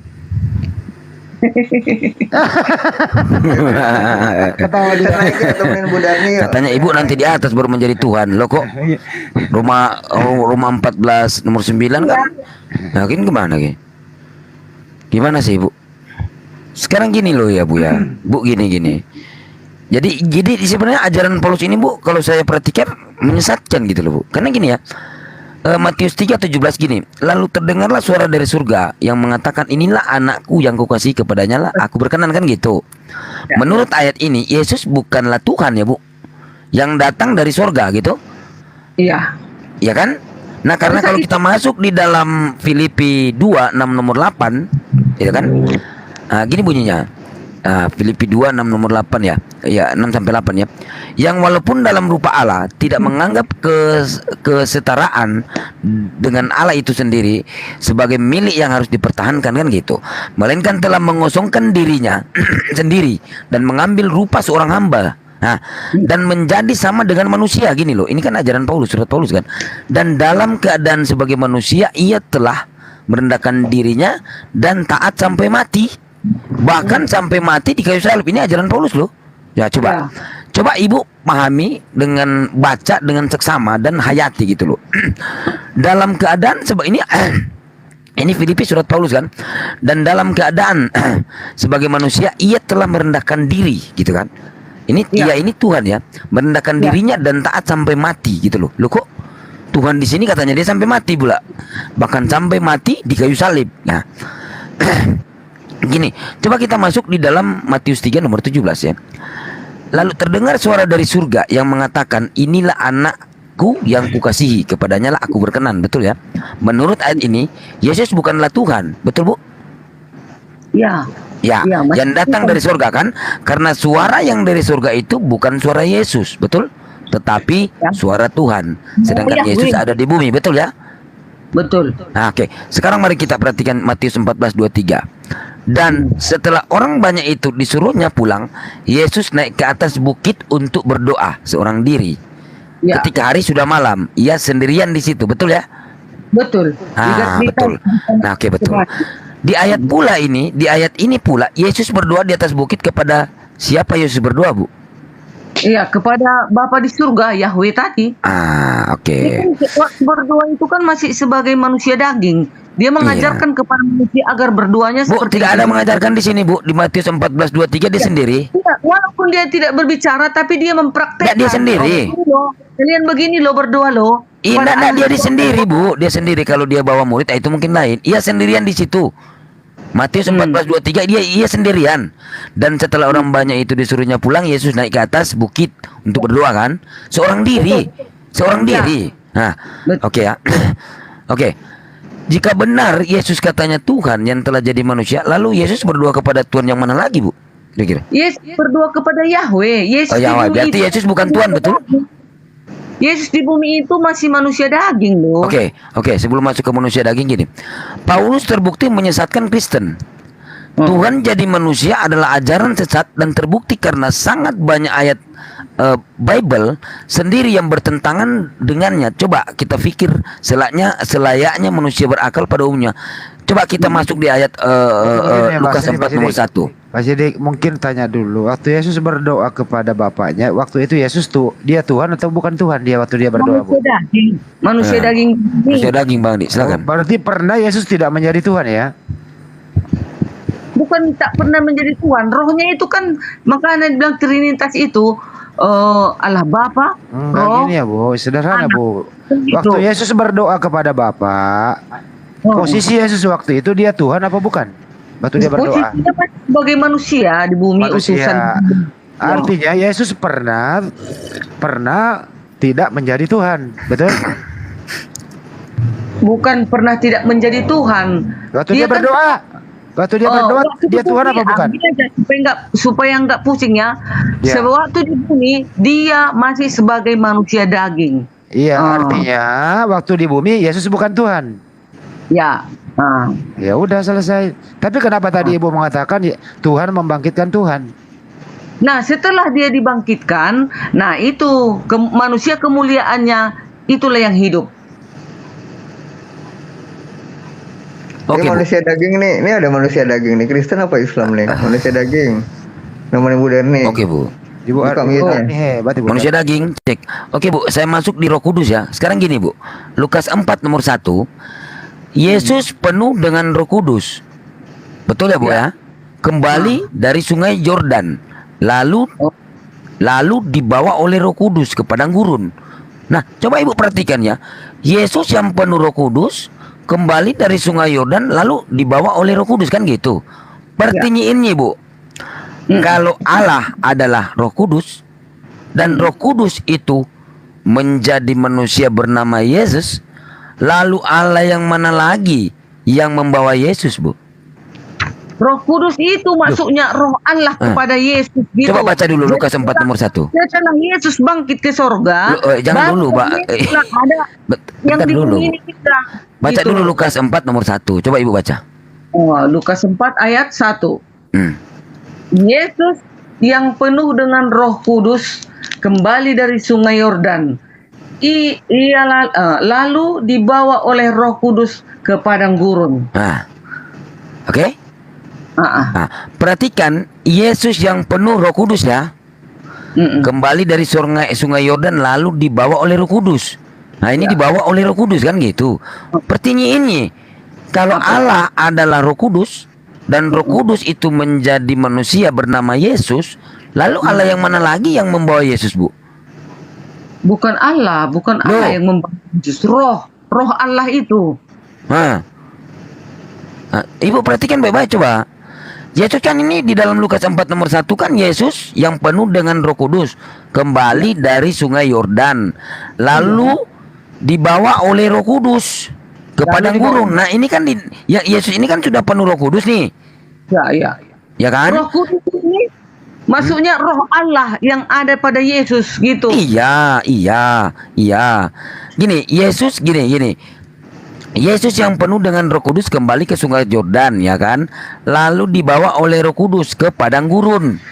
Iya. Dibawa ke ya kan? Nah, perhatikan Yesus yang penuh Roh Kudus ini kembali ke sungai Yordan lalu dibawa oleh Roh Kudus. Pertanyaannya, kalau Allah adalah Roh Kudus, Allah ini Roh Kudus betul atau tidak? Oh, enggak lah, siapa bilang Allah itu Kudus? Kok Ibu jadi pelan? Enggak lah, Roh Kudus. Jadi kalau Allah adalah Roh Kudus, bukan? Roh Allah, bukan Allah Roh Kudusnya, bukan. Nah, sekarang Roh Kudus itu sekarang gini. Roh Kudus itu rohnya Allah, Allah. Oke. Sekarang Roh Kudus adalah roh Allah ya? Ya. Nah, Roh Kudus itu menjadi manusia bernama Yesus, betul? Ya. Nah, sekarang lalu Allah yang mana lagi yang membawa Yesus, Bu? Rohnya, roh. Lah katanya di sini kan di Lukas 4 nomor 1 kan sudah dipenuhi Roh Kudus. Satu aja loh. Roh Allah ada di mana-mana, di segala ruang ada rohnya. Iya. Lukas 4 nomor 1 Yesus yang penuh dengan Roh Kudus ya, kembali ke sungai Yordan. Nah, lalu dibawa oleh Roh Kudus. Loh, dibawa lagi Roh Kudus yang ada di dalam diri Yesus. Terus yang membawa Yesus juga ke padang gurun Roh Kudus juga ini, Bu. Nah, terus bagaimana Ibu? Apa yang salah di situ? Ya Roh Kudus yang membawa dia ke sana. Apalagi mau ditanya? Lalu, saya bingung sama Ibu nih. Bu, Yesus penuh dengan Roh Kudus ya, kembali ke sungai Yordan. Ya kan? Lalu dia dibawa oleh Roh Kudus ke padang gurun. Iya. Iya kan? Nah, sekarang saya tanya, Bu, kalau Allah adalah Roh Kudus ini atau Roh Kudus adalah Allah? Jangan bilang Roh Kudus ada Allah. Roh Kudus itu adalah rohnya Allah. Gimana sih? Roh Kudus adalah rohnya Allah. Rohnya Allah. Oke. Rohnya Allah itu ada di mana-mana. Kalau nggak ada roh Allah, mana hidup Bang Sidik? Oke. Berarti kalau Allah ada gini, Yohanes 4:4 Allah itu roh, betul? Bukan. Siapa bilang Allah itu roh? Yo, Yohanes 4:4 coba Ibu baca.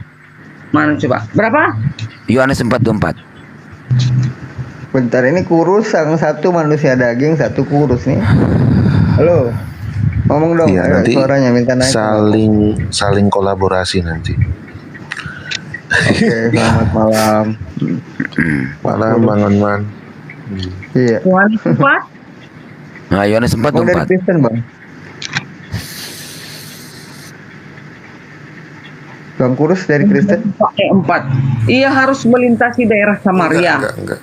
Yohanes 4:24 Allah itu roh. 24. Ya, Yohanes 4:24.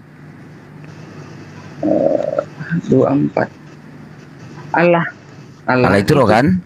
Nah, seperti yang Ibu tanya, Allah itu roh. Dan orang siapa yang menyembah dia harus menyembahnya dalam roh dan kebenaran. Ya, berarti Allah itu roh ya, betul ya?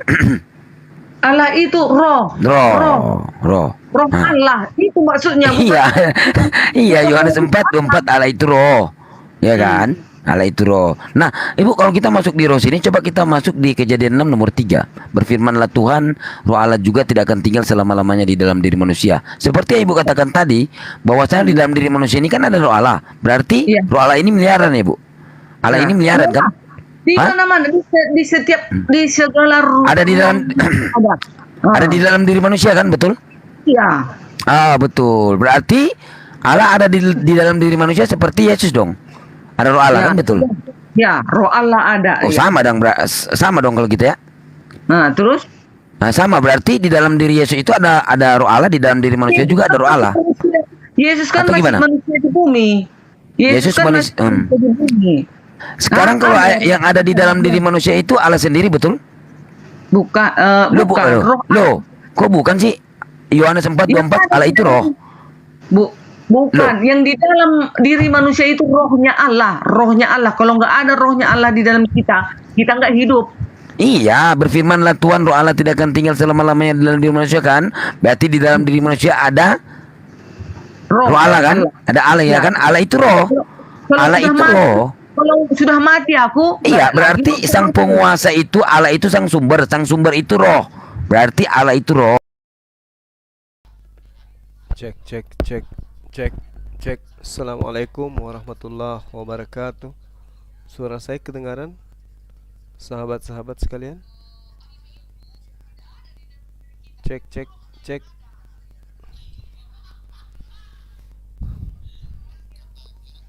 Sahabat-sahabat, suara saya kedengaran gak ini? Bismillahirrahmanirrahim.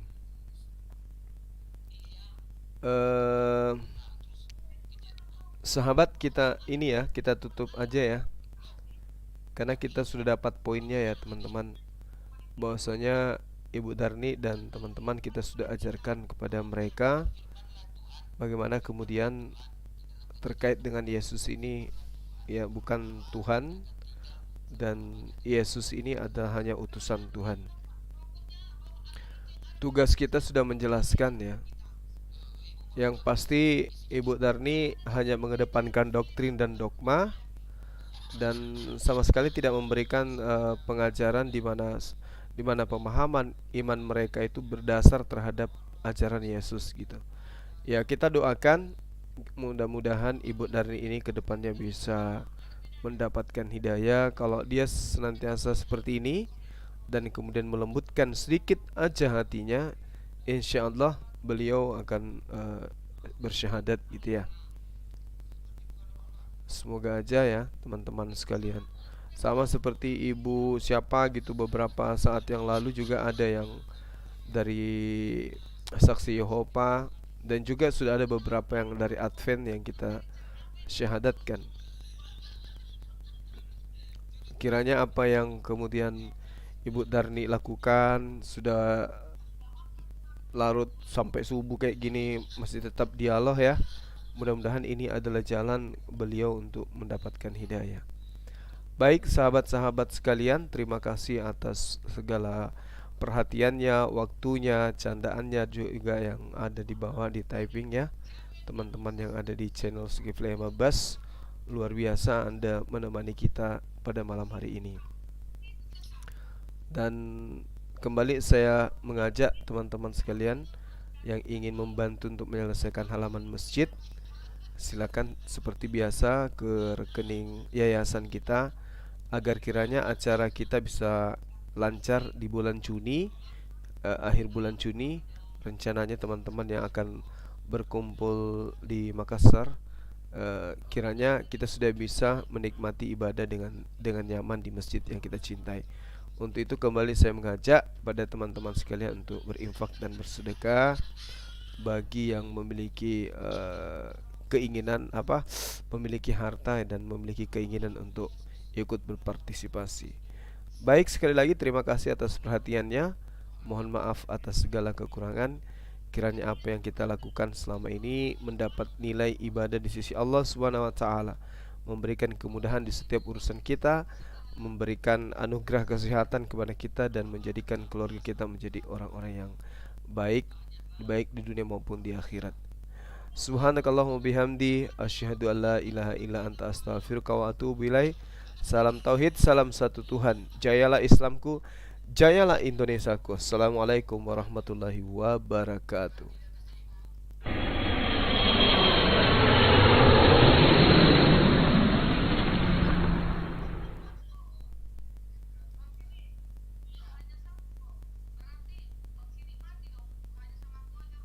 Berarti Bang Sidik mati dong. Hanya sama aku aja roh itu ada. Bang Sidik mati.